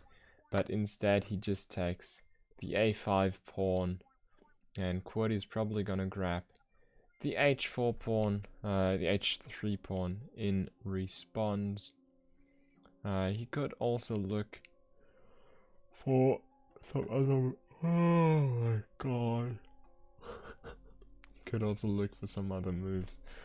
Because he really needs to be careful because of this queen takes a2. At least his rook is not here anymore, so the rook is not won. But the big problem is that there would be the opportunity to actually force the draw. And that is an opportunity that Gav should definitely take if he finds it. If he finds the queen a1 check, then it does look bad. Instead, he is going for the spicy rook e2 move. And now, Quadi, you gotta be careful. You really gotta be careful. I like this move. This is aggressive, and Gav doesn't want to tie this. Gav doesn't want to have a draw right here. Gav wants to be aggressive. Gav wants to win this game. And let's see, there is the mate threat. Or no, there's not a direct mate threat actually. No, I'm stupid. But Quadi goes for the queen attack right here, and I like the idea that he is being counter aggressive, but now he needs to be careful. He really needs to be careful, because there are a few things that are not too good right here actually. He probably needs to look for another check right here, because now his queen is not home to defend anymore. His queen is not here to defend the c2 square. And as long as his queen does not see that square, he needs to give a check. But now, he's quite unlucky that the rook is on the e-file. Hopefully he does see this, because this queen e8 move does look juicy. It would be a checkmate if it wasn't for this rook right here. Oh, I just saw I should change my title at some point. I'm sorry. It is a bit late now, but yeah. Okay, Quadi does look for a few checks right here. Let's see what he can find. But he should just be careful, and It is just the big problem right here is that is all or nothing. Because Quody's king is not good. And the problem is that Gef's king is also not good, but the attack by Quody is not that forcing. And yes, see, that is a bottle because I want to drink something. Quody didn't give a check. Quody didn't give a check.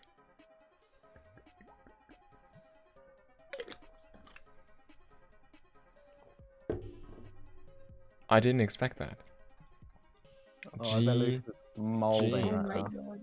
I should have seen that, yeah. I don't know why I didn't. I'm sad, Quody. What have I actually done Oh my there? gosh. That game, like, I was excited in the end. I was excited because that game was so close, and then Yeah, I you needed the just rook didn't give a to- check. Yeah, Yeah. but I was gonna go queen h5, right? But then it would just be the same thing over and over again. Yeah. Yeah. I wanted to get queen b5 to take the rook. Yeah, but like the big thing is, we could definitely see that you do have the potential to win this game. You were not confident, but you can definitely win. Gaff just You won this really game have because he found one way to give you random checks and to get back like that. I don't know why Yeah, I didn't see that just at the end, move his actually. king That from was- left to right. Like Yeah. from right to left from your perspective, but yeah. Yeah. I don't know. Yeah, I'm looking at it. I don't know what I could have done. Because even once You- I gave that, That like Gaff didn't even Mhm. find the perfect Right. line because at one point he could have just won your rook. Oh, I really? saw that. Yeah, I saw that. I was worried, but I actually didn't. But yeah, yeah, at the end I had no idea. you should see the positive in Where? this game that you The did bloody find. F pawn. The F pawn is the death of me. It was just in the way the whole time. Yeah, but the big thing is you did find a great way to get ahead in this game. You did find a way to punish mistakes, and that is what you should look for in the second game as well. Wait, Mhm. when could have won his rook? Which move? Wait, let me just have a look. On Oh, I move don't remember the exact move. 28, if you Can go I- queen Can you queen give me- f4 instead of can you queen give me g5. 1 minute? I need to post saying that. I'm gonna be- I thought about queen f4, but I said like I would just go a4. I don't know why. No h4. Yeah, g5. Sorry, I was f. Okay, yeah. Yeah, f4 would have just won the rook. Okay, Yeah. second game is starting, so Good luck, good. good luck for the two of you. I'm gonna start a second prediction quickly.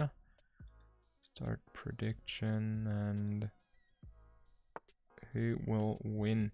It is again only this game. So yeah, prediction is starting for this game again. And GG's to Pixel for winning the 1.4k, I think. Yeah, every game has been won by black. It's insane. It's literally insane. Okay, let's switch over to to Gaff's point of view, because I always have white down here. I think I always do. I try to. Well, let's start from the beginning because I was busy doing the prediction. We do have e4 and the Sicilian defense with c5 by Quody, then knight f3, knight f6, knight c3, and pawn d6. Response is the bishop to c4, and it is the closed Sicilian idea. You can't wait to go over to the VODs and see my analysis. I was so hyped in that game. I literally talked so fast.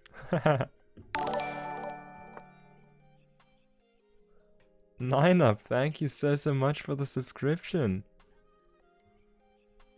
I just see it popping up in as an alert. The weird thing is it doesn't even show up my Streamlabs alert. The alerts are so weird today.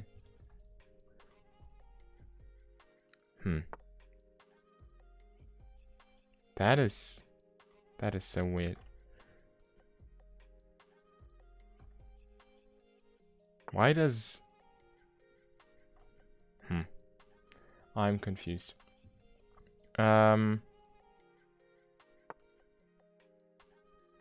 Wait.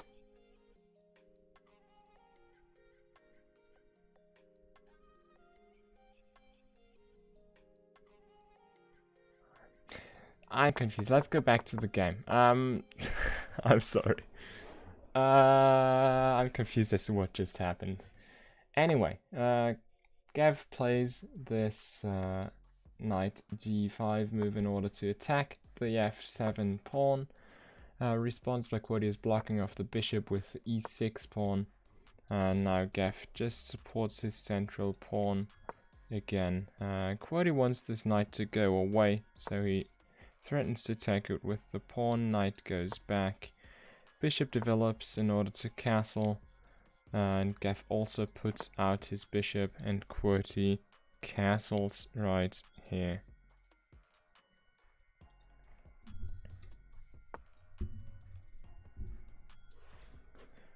And then also Gav prepares to castle queenside right here.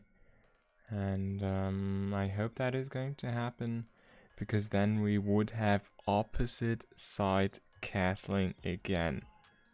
And guys, by the way, I'm sorry that I just don't have the energy right now. I don't know. My commentating in this game is so much worse than in the second game. Than in the first game. I cannot even talk at this point. Like in the first game I was so hyped, and now I'm also hyped. It is quarterfinal. But I don't know, I just don't have any energy right now to actually talk so fast. And my head is just not working. I don't know why. But yeah, drink water. That's just the important message, I guess. Now we do see the same thing. That Quody's knight was pushed and got scared away, or yeah, got threatened by the pawn move back. Knights are traded in the center, and the bishop needs to go back as well.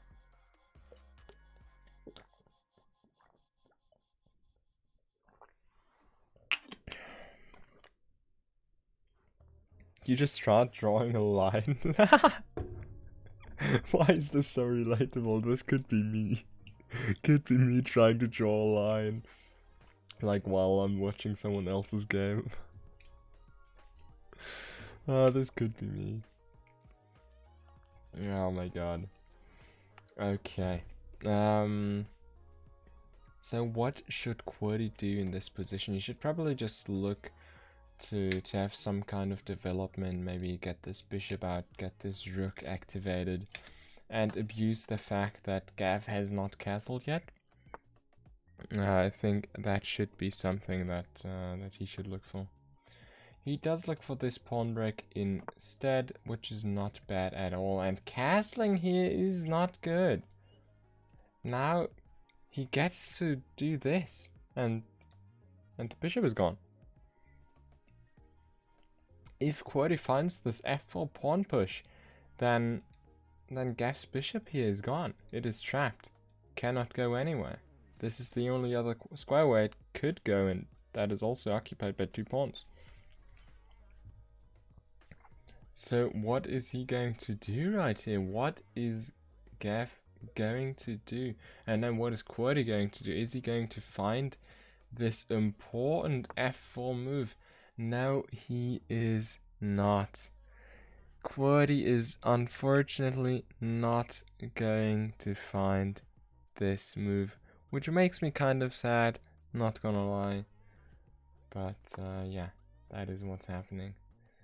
And now Gav looks to attack this knight again.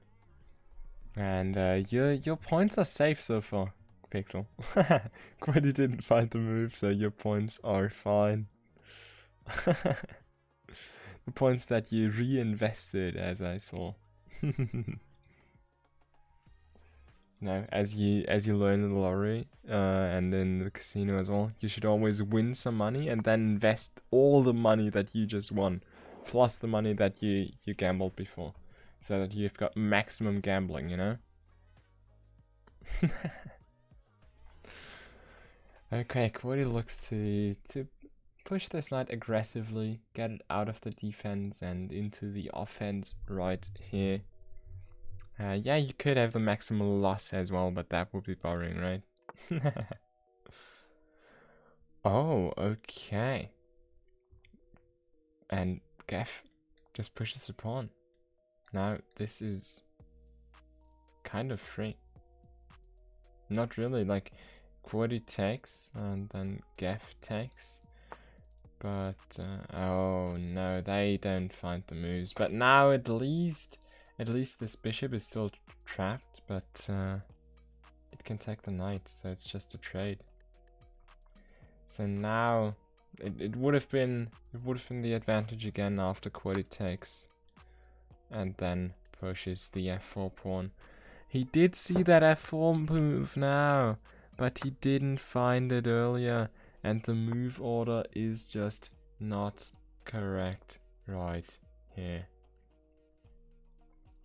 So now rook b8 apparently leads to a big advantage, and the engine just doesn't like this knight move at all. The knight is on the edge, and all three of the squares where it could go are occupied by other pieces. So in order to get this knight to move again, you need to move your b pawn and then reroute the knight over to b2 and reroute it via b2 to c4 to have it in the game again. That is why that is such a bad move, to move it over here. You should have moved it to e2 instead. Now Quody pressures the bishop, which goes aggressive and attacks Quody's rook on a1, a8. I'm stupid, not a1, he's playing black, that is a8. And yeah, Quody moves it over to b8, just slides it over, which is a good move, which would have been a good move before as well. And now this bishop is actually not that good again. Again, Gav has got a bishop that could be easily trapped, because cannot go here, cannot go here, cannot go here or here, cannot go here or here. So if you just put your queen here, you know, the bishop is gone. And that is definitely what Quody should look to do. Put the queen on c7 and just win that free bishop. Round 1 was won by Gaff, but it was a really close game. Quody had a big advantage and just did not find a way to get it done. And Quody again does not find that the piece is trapped and just trades it off, which is fine, but the piece was trapped. You don't need to lose your bishop there. You can just win the opponent's bishop instead.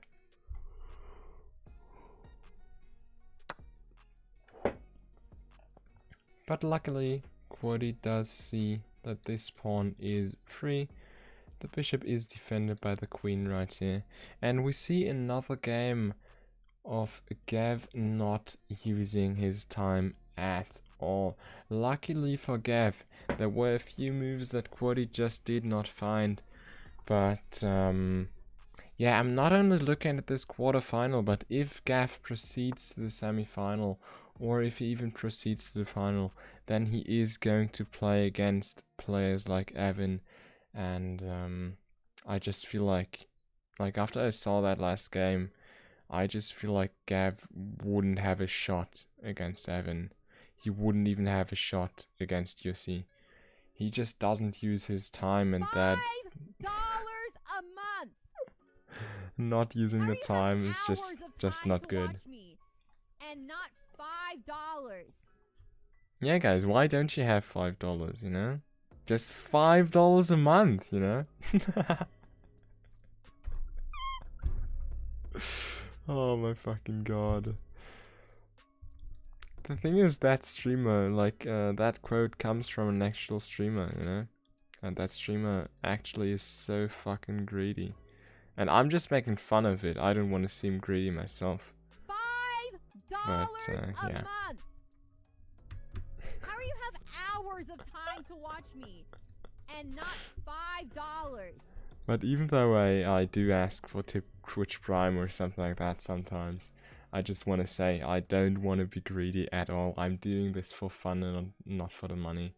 Like, I'm not earning any money with Twitch right now. And it's just about having fun.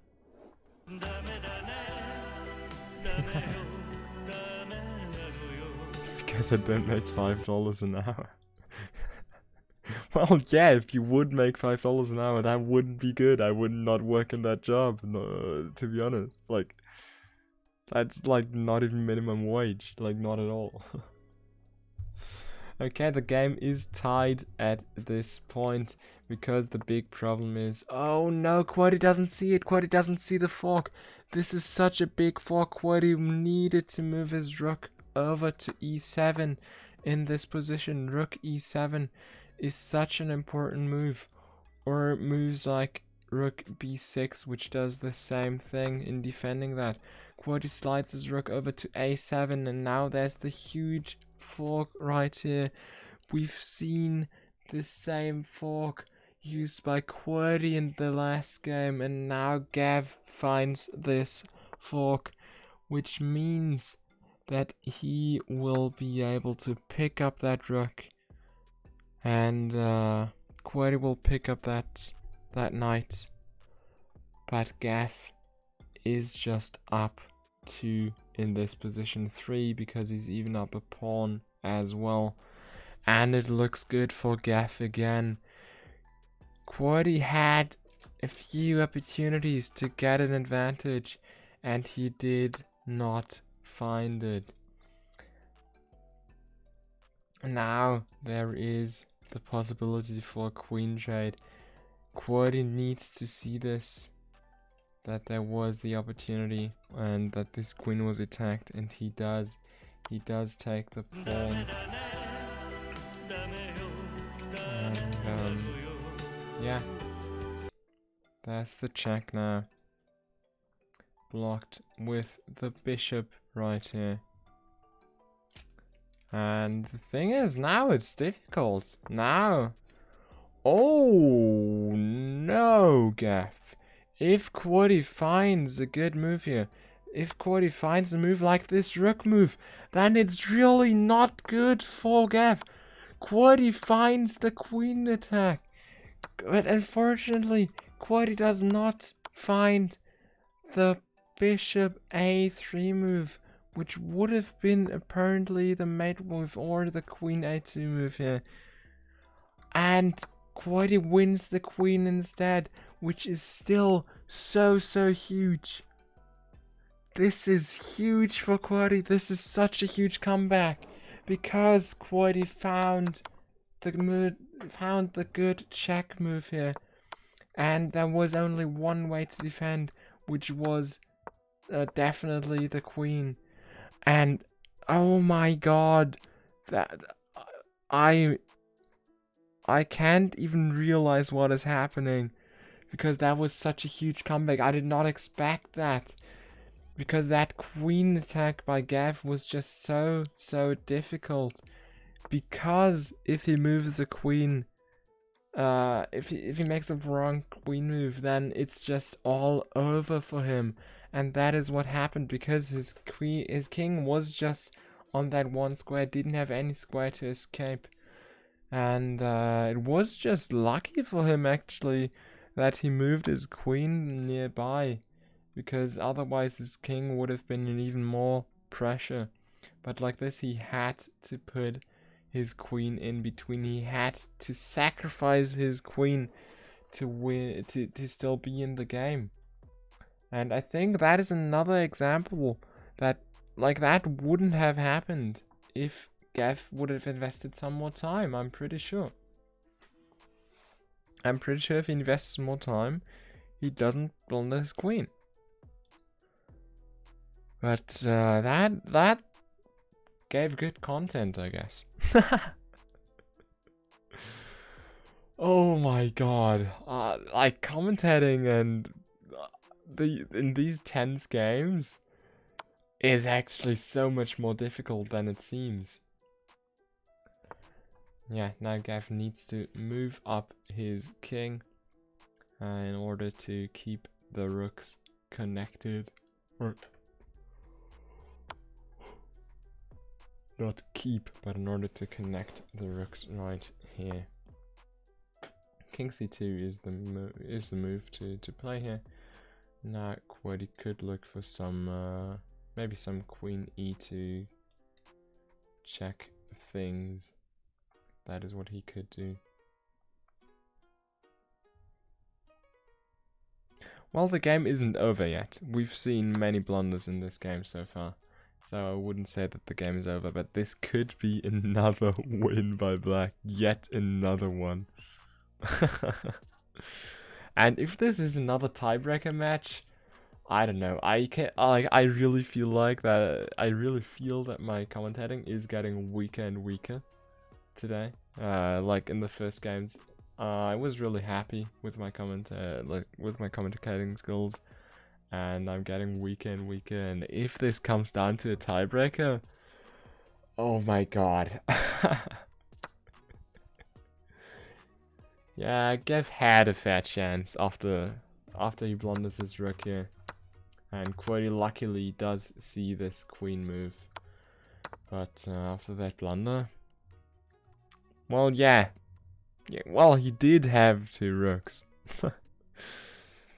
But yeah, this is really, really difficult. He still has a chance, but the chance is not really good. And if Quoddy finds this c4 move right here, there's a mate into. And yeah, that is a Bakami time move, definitely. That rook move. Okay, Quoddy does not find that. He plays queen c6 instead to attack the rook right here. I would have preferred that c4 move. Well, it would have been mate, so definitely would have preferred that. It is still the threat, it is still possible, but neither of them see it. Quoddy plays d5 instead, which is also totally fine. You should look to just capture the pawn on d4 now and defend his bishop that way. He could also move his bishop, but I feel like that, like capturing a random pawn and defending a bishop, that is always fine. Why wouldn't you want to do that?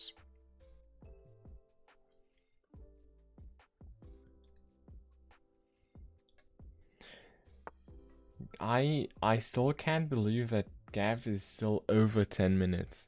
Like how? Quoddy is getting under time pressure at this point. And Gav is still at over 10 minutes. So I feel like that should actually give the yatch to Gav if it comes down to a tiebreaker. Because like he doesn't care about having no time. Because he uses like 5 to 6 seconds or 3 to 6 seconds every move. That's all he does. So if he ever has a 3+2 game, he does use some time, but like it's totally fine for him, you know. And I also think that Quoddy doesn't have enough experience with lower time control. So I do feel like in a tiebreaker match, if it comes down to Quoddy winning here, and if it comes down to the tiebreaker, then I feel like Gav should have the yatch right there. Okay, now Quoddy could look for that queen g2 check. Checks are always good. Yeah, Gav definitely needs to use more of his time. If he uses more of his time in this game, he wins this. I'm pretty sure. I'm pretty sure he does win this game if he uses his time. But he did win the first game, luckily. But also he just won it because of Quaddy not finding the correct moves. Quaddy was up a lot in the first game as well. So if Quaddy finds the good moves in the first game, and if it's a stronger player than Quaddy, Gav just straight up loses there because he doesn't use his time, and he does the same mistake in the second game. Quaddy should just look to push this pawn. There's no real way for Gav to stop that pawn push. So let's see. Gav does need to go here in order to stop that. But yeah, Quaddy just pushes the pawn even further. And now you could look for that move, but I actually like the idea.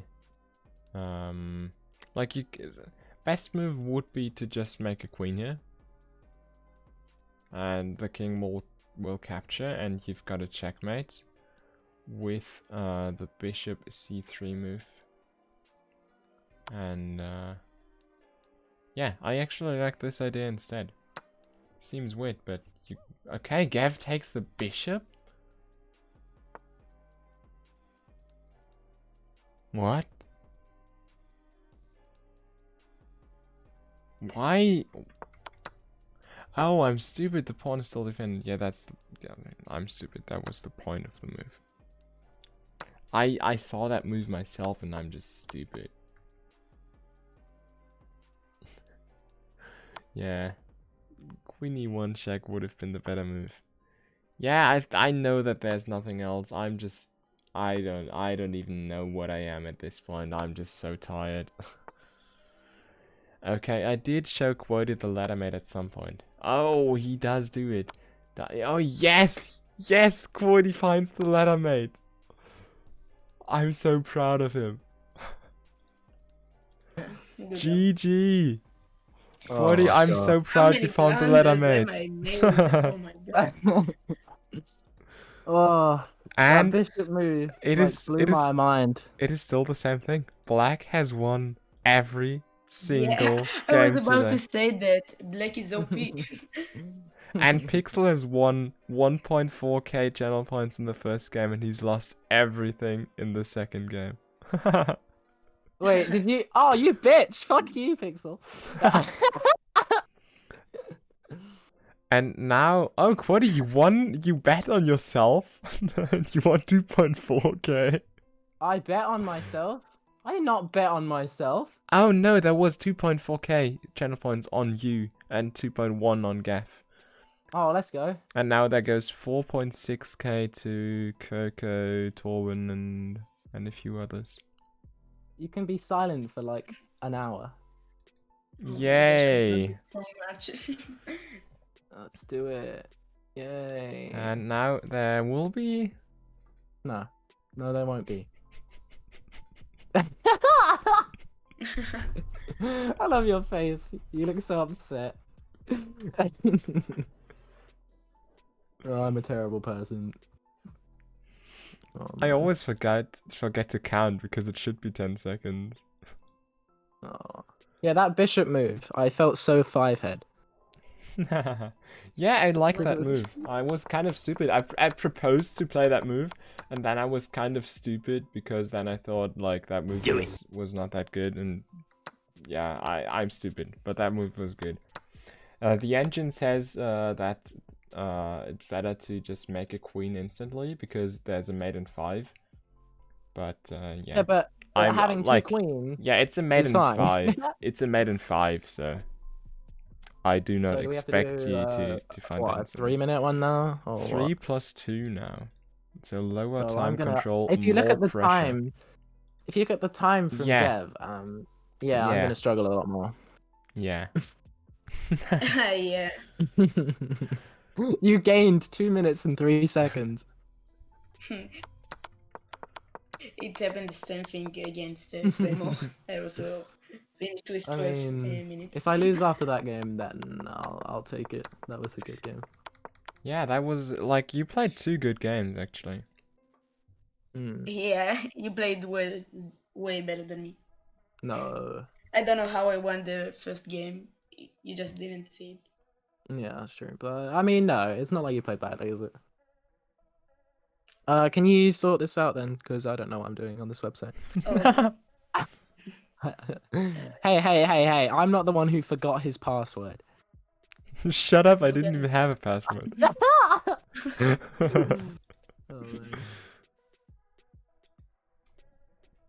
Oh, man. To the people saying it's a tie, wait, yeah. 3-2, right? 3 Okay, minutes to let's increment. yeah, 3-2. Let's already start the prediction. Oh, Black wait, always uh, wins. That is actually true today. well, I'm white. Fuck. Or, We had- or is it a coin flip? Oh, true. Yeah, we need the coin flip first. I'm stupid. You Ah. should have done that before the prediction starts. Well, that. Good It's thing you okay. remind me. I'm What do like people predict? I'm just 100% stupid today. quality. I like where this is going. I'm just stupid at this point. Like my brain isn't working after commentating that first game. Okay, so Quaddy, heads I'm or gonna watch tails? that back later. Tails never fails, apart from the times it does. Well, it does. It is heads. Alright, go choose. Okay, Gav, Fuck. which color do you want to play? Did Torben bet Oh against no, me? now, Oh, no, no, Torben bet okay. for me. Now I don't know, because Black won every game today, but I like playing with white. I think I will play white, yeah. Okay, then Gav will get Oh, white. send away. And then I will. Yeah. Oh yeah, I will send you an invite. That link if game you was like. so stressful. Like, I understand. I'm just fine if I lose after that.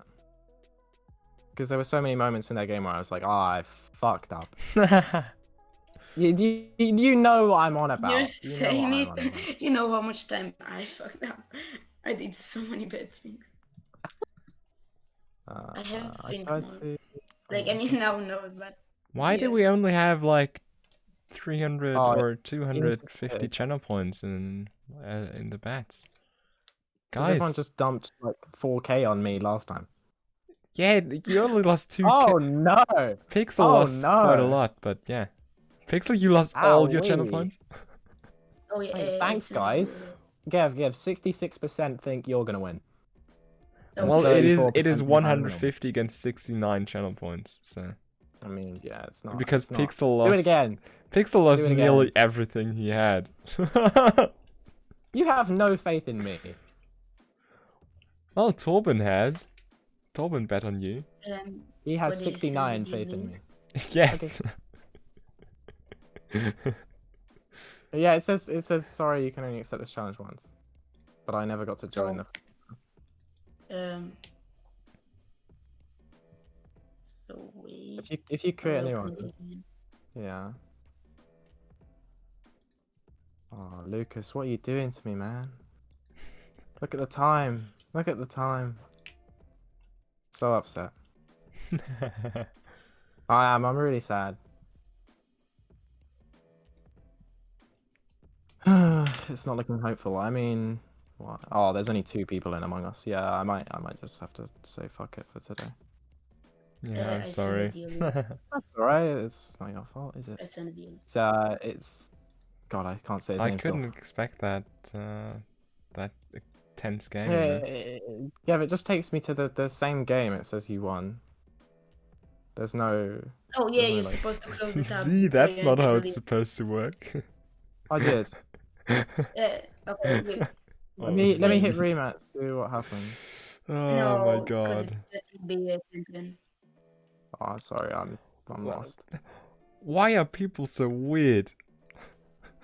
Or like Z. closed the tab? Z's like Or you Quaddy being entered the- sad makes me happy, and Torben's response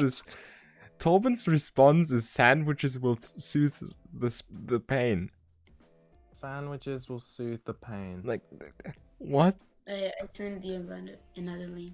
Try again. Z, you and Torben are weird. Both of you. It just takes me to the U1 screen. What? I'm so lost. Maybe Lucas was restart. fine. Maybe Right? restart chess.com. Okay. Okay, I'm restarting my browser and my Discord, because why not? Sure. Why is this chat conversation about sandwiches now? Okay, let me open Google Chrome, just so that Lucas doesn't have a fit. Well, if you open Microsoft Edge and play chess.com, then in that you will just lose. Oh, really? Yeah, in Microsoft Edge you cannot win in chess. Oh, interesting.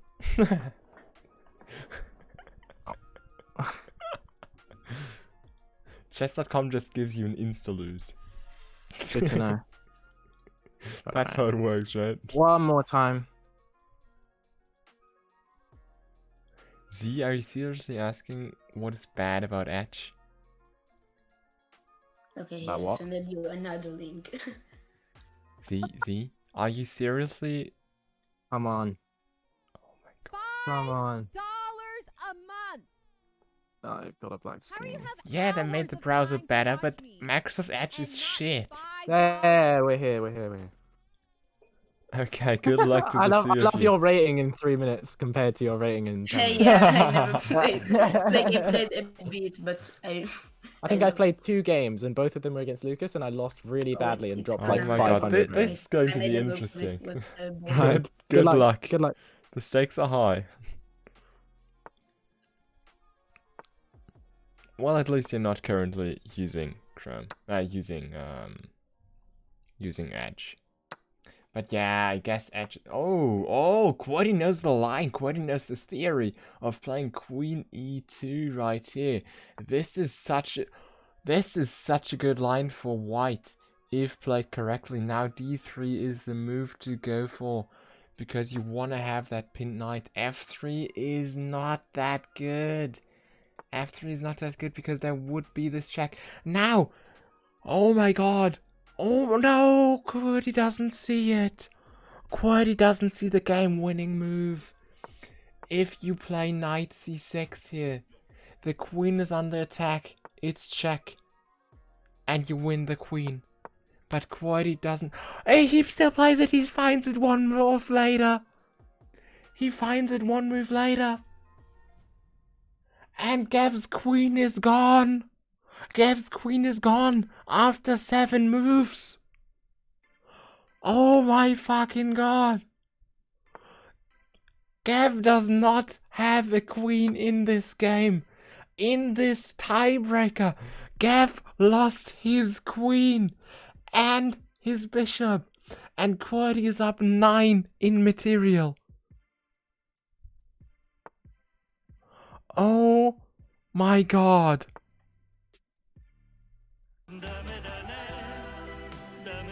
Oh my fucking god. Now Quaddy just need. Oh, Quaddy blunders! Oh my god. What is this game?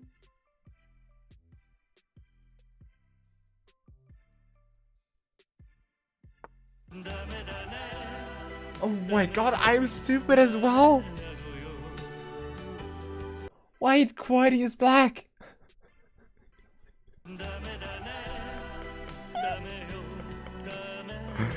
Oh my god, what is this game? So Quaddy was the one who lost his queen, and Gav was the one who blundered back. Gav was the one who blundered back. Yeah, I do realize now that Gav is white and Quaddy is black. Gav was the one who blundered his queen back, and now it is all even again. After 13 moves, both players blundered their queens.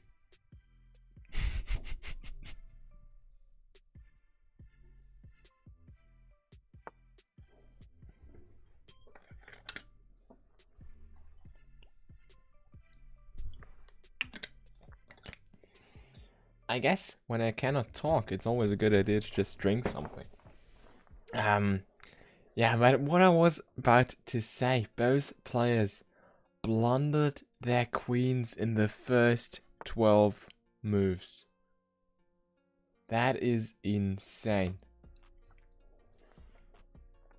Okay.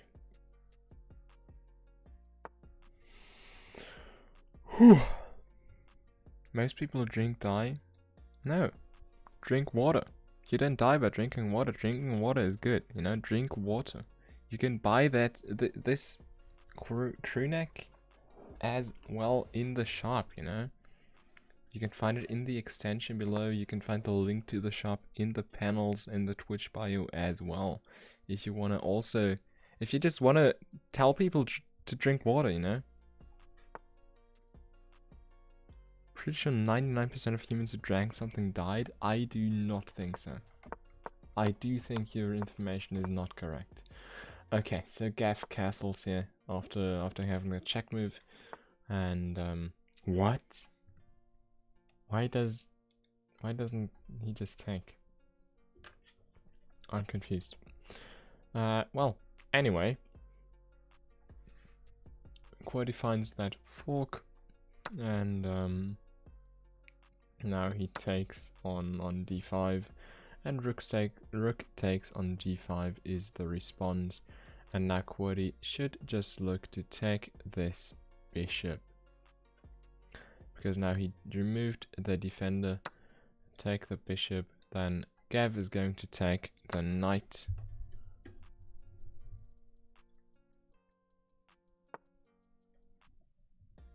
And Quody blunders another bishop. Quody just feels the time pressure. I feel that like that's it.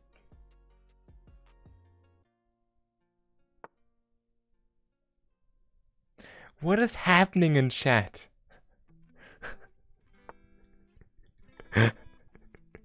Oh my god. Yeah, I do get 99% of dead people drank something before dying, and everybody who got the swine flu vaccine in 1789 died. Yes, it does make sense. But yeah. We've got the rook exchange on the d file on d1. And we do have a few checks by Quody, and then he moves his pawn up to attack the rook. And just gives another check. Doesn't look good for Quody. He is down a pawn and a bishop. But we've seen so much in this game. I don't think this is at all over. Like, there can be blunders. There can be so many blunders. I mean, both queens were literally... No, Quody didn't actually blunder his queen. Quody just didn't see something that wins his queen. He didn't see the move. But Gav actually blundered his queen. So, yeah. But what is what you're saying? But it's so random. That is what I'm saying. It's just so random. Okay, that should be a pawn trade right here. And Quody just had 30 seconds. He really needs to hurry. And he does find this good move of pinning the bishop right here. He should have pushed the pawn instead of going back, because pushing the pawn is what he needs to do. At some point. Okay, now Quody looks to have his rook move to the second row, which would be a good idea right here. I do like this idea of infiltrating with your rook. Well, actually, he just tried to threaten the checkmate, or the check right here. Well, Z, I don't consider that small talk, to be honest. Like, you can say whatever you want, I don't mind. But, that's kind of weird small talk. Maybe I'm weird as well. Yeah, it is big talk, that's what I'm saying. It is big talk. I definitely call it big talk. Yes. Oh, no. Oh, what, Gav?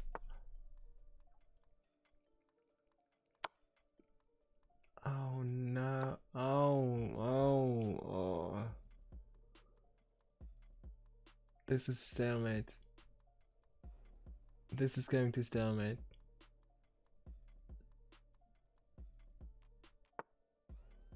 Okay, Gav finds a way to not stalemate. But it's still going. I feel like this is going to be a stalemate. which is probably Quaddy's one hope, because then we would have another game. That would be insane. That would literally be insane.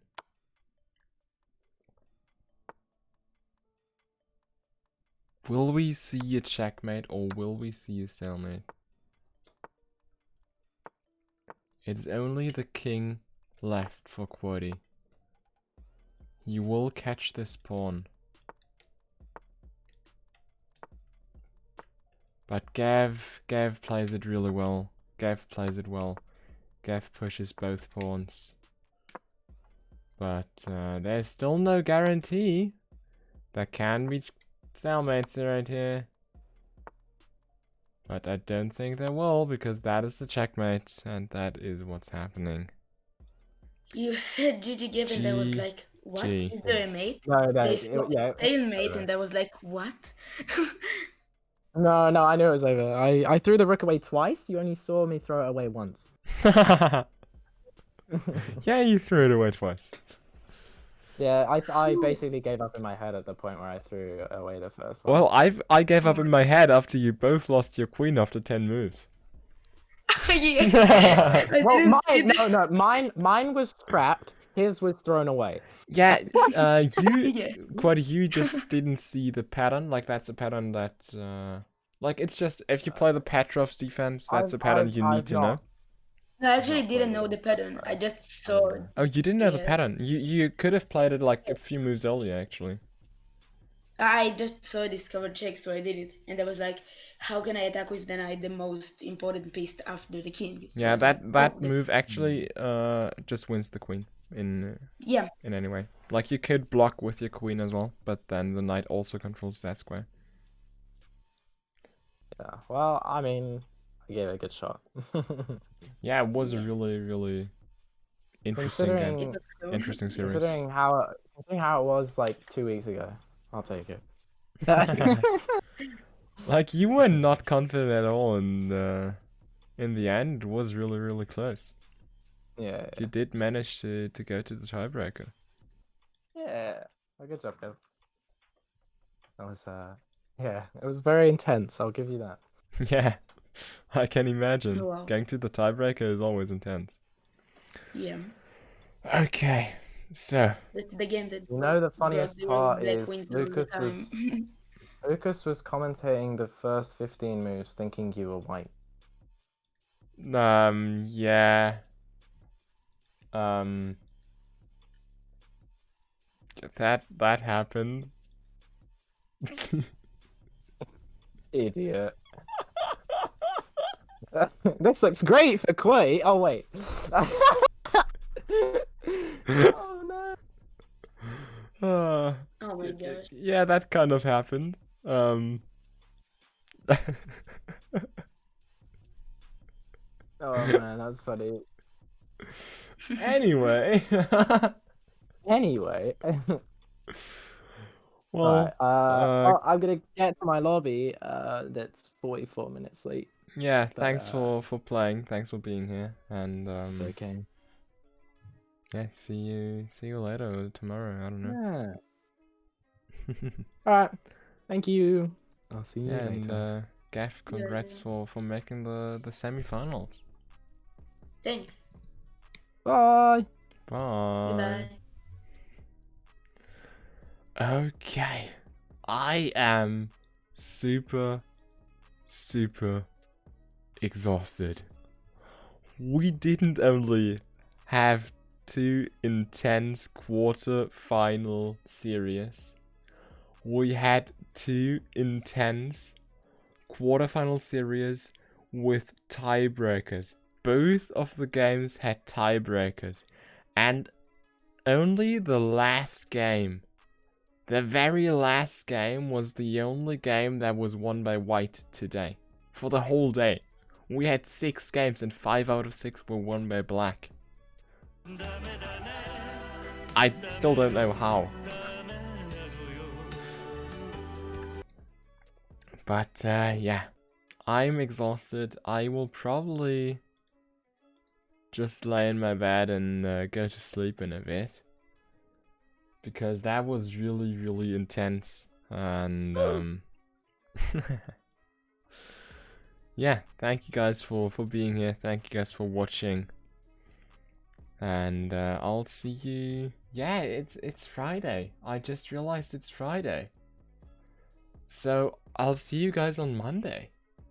I've got a few days off. It's the weekend. Let's go. Yeah. So everybody have a great weekend. And yeah, I am sad as well. You know. You will not have a great weekend because I'm not streaming, Z? Is that what you're saying? You didn't want to have it. Ah, Z. That's why you've got the not trusted role as well on the Discord. That is exactly why. Oh my god. Well, anyway.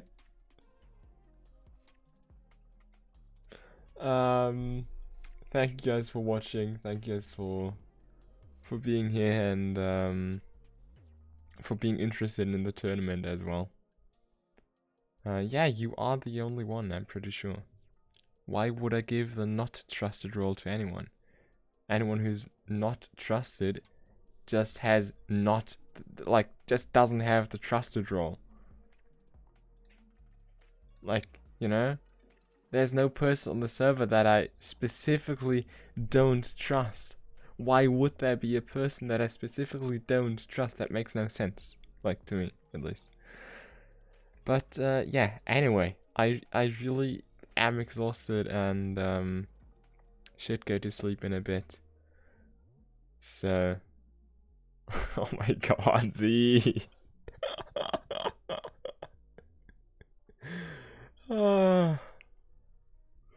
No, you do have the trusted role because you are kind of trusted.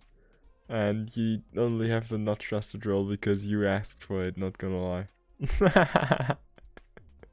That is the only reason. But yeah, have a good night, have a good weekend, everybody. And, oh wait, is Quirty already streaming? No, he's not. I don't actually know if he will. I think he will. Should we stall it out so that we can have a raid for Quirty? Should we actually stall it a bit?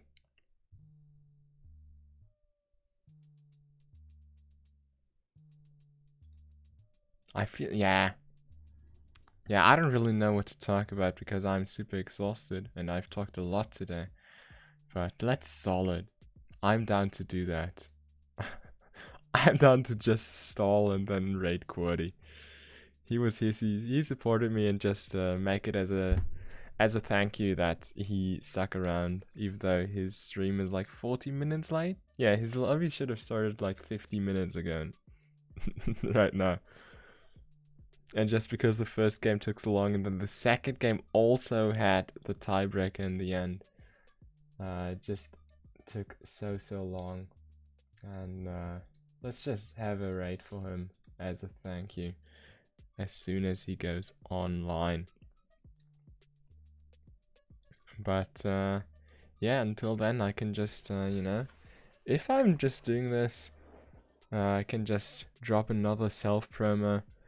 I have been wearing this drink water sweatshirt, crew neck, whatever you want to call it, for the stream. Normally I would have had the suit, but this just arrived today and I was like, that's my own merch, my own clothing, you know?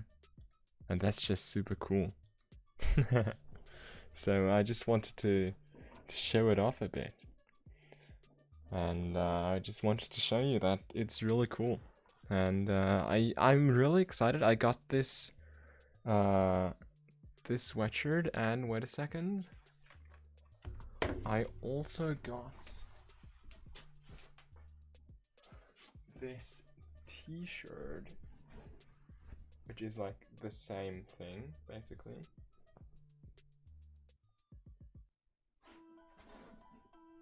Yeah. My crown is kind of in the way, but yeah.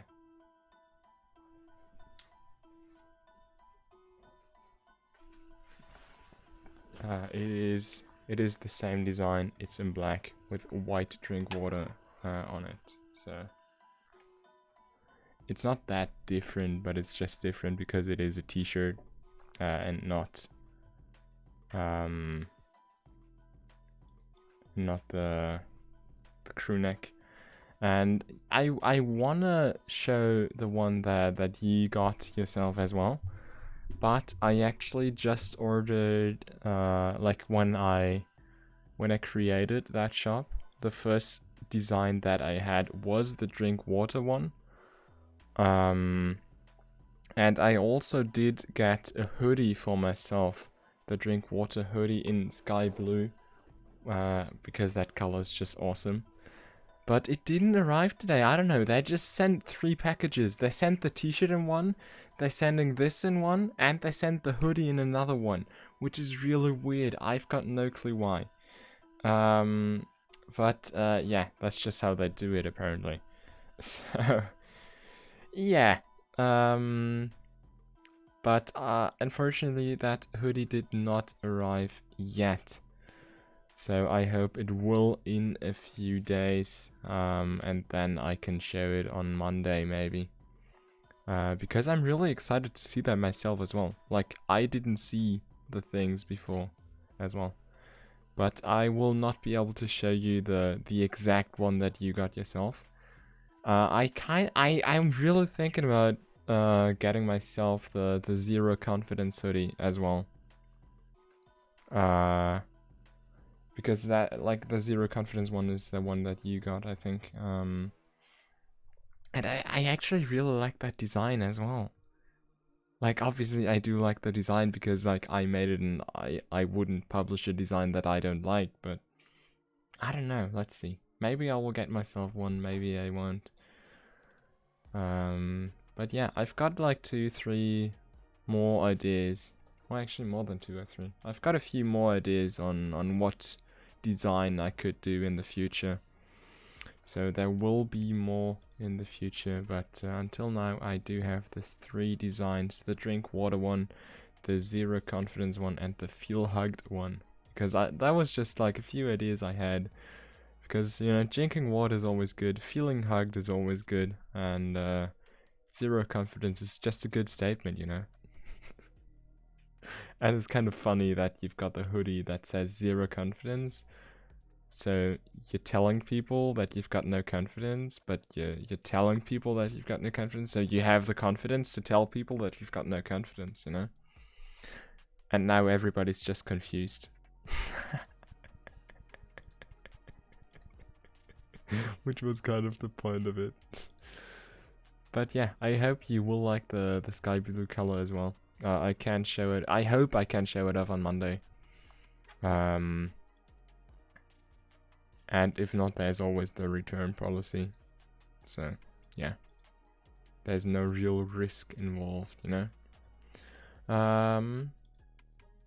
But yeah, that's just the cheeky self promo. I don't want to promote my shop every time. That is kind of boring. It would make sense to do it like from a business point of view, probably.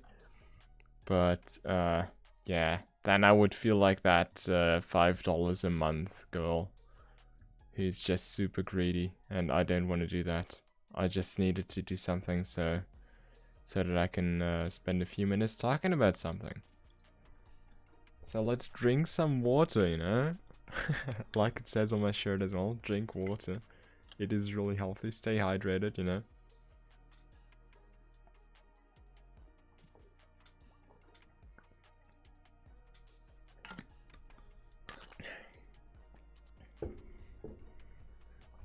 Oh, one last thing. I'm so confused. I'm still confused as to what happened with that alert by 9up earlier.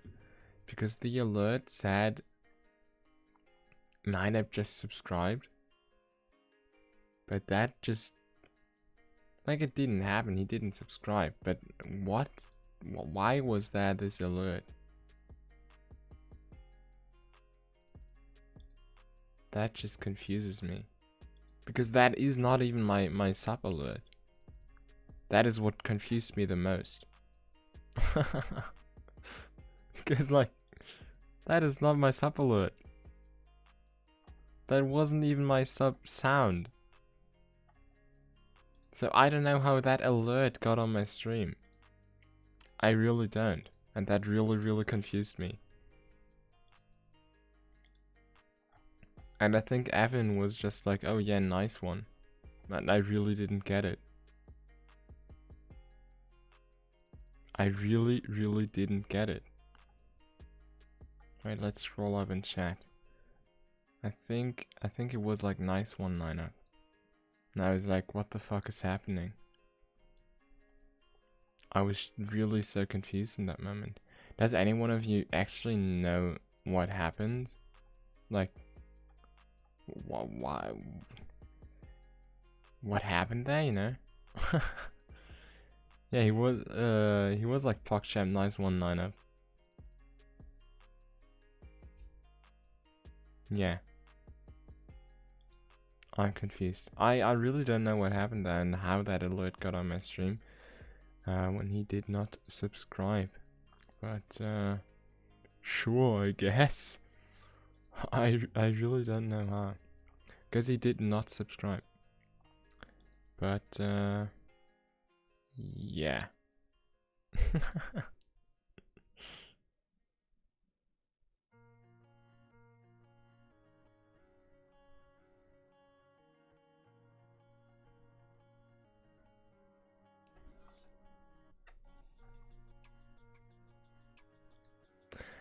Anyway, what should I talk about now? When is Quaddy going live? Okay, Quaddy, you actually want to go live at some point? People literally aren't even waiting around anymore. I've been just talking about random shit all the time. Now the rate just feels really bad. Oh, okay, he's live. He's live. I just need to reset my browser. Like, just refresh it. And then he's live. Okay. Even though nearly nobody is here anymore. We only got the 3 viewers now. But that is fine. I can finally end the stream now. So thank you guys for watching. Have a great weekend and see you on Monday.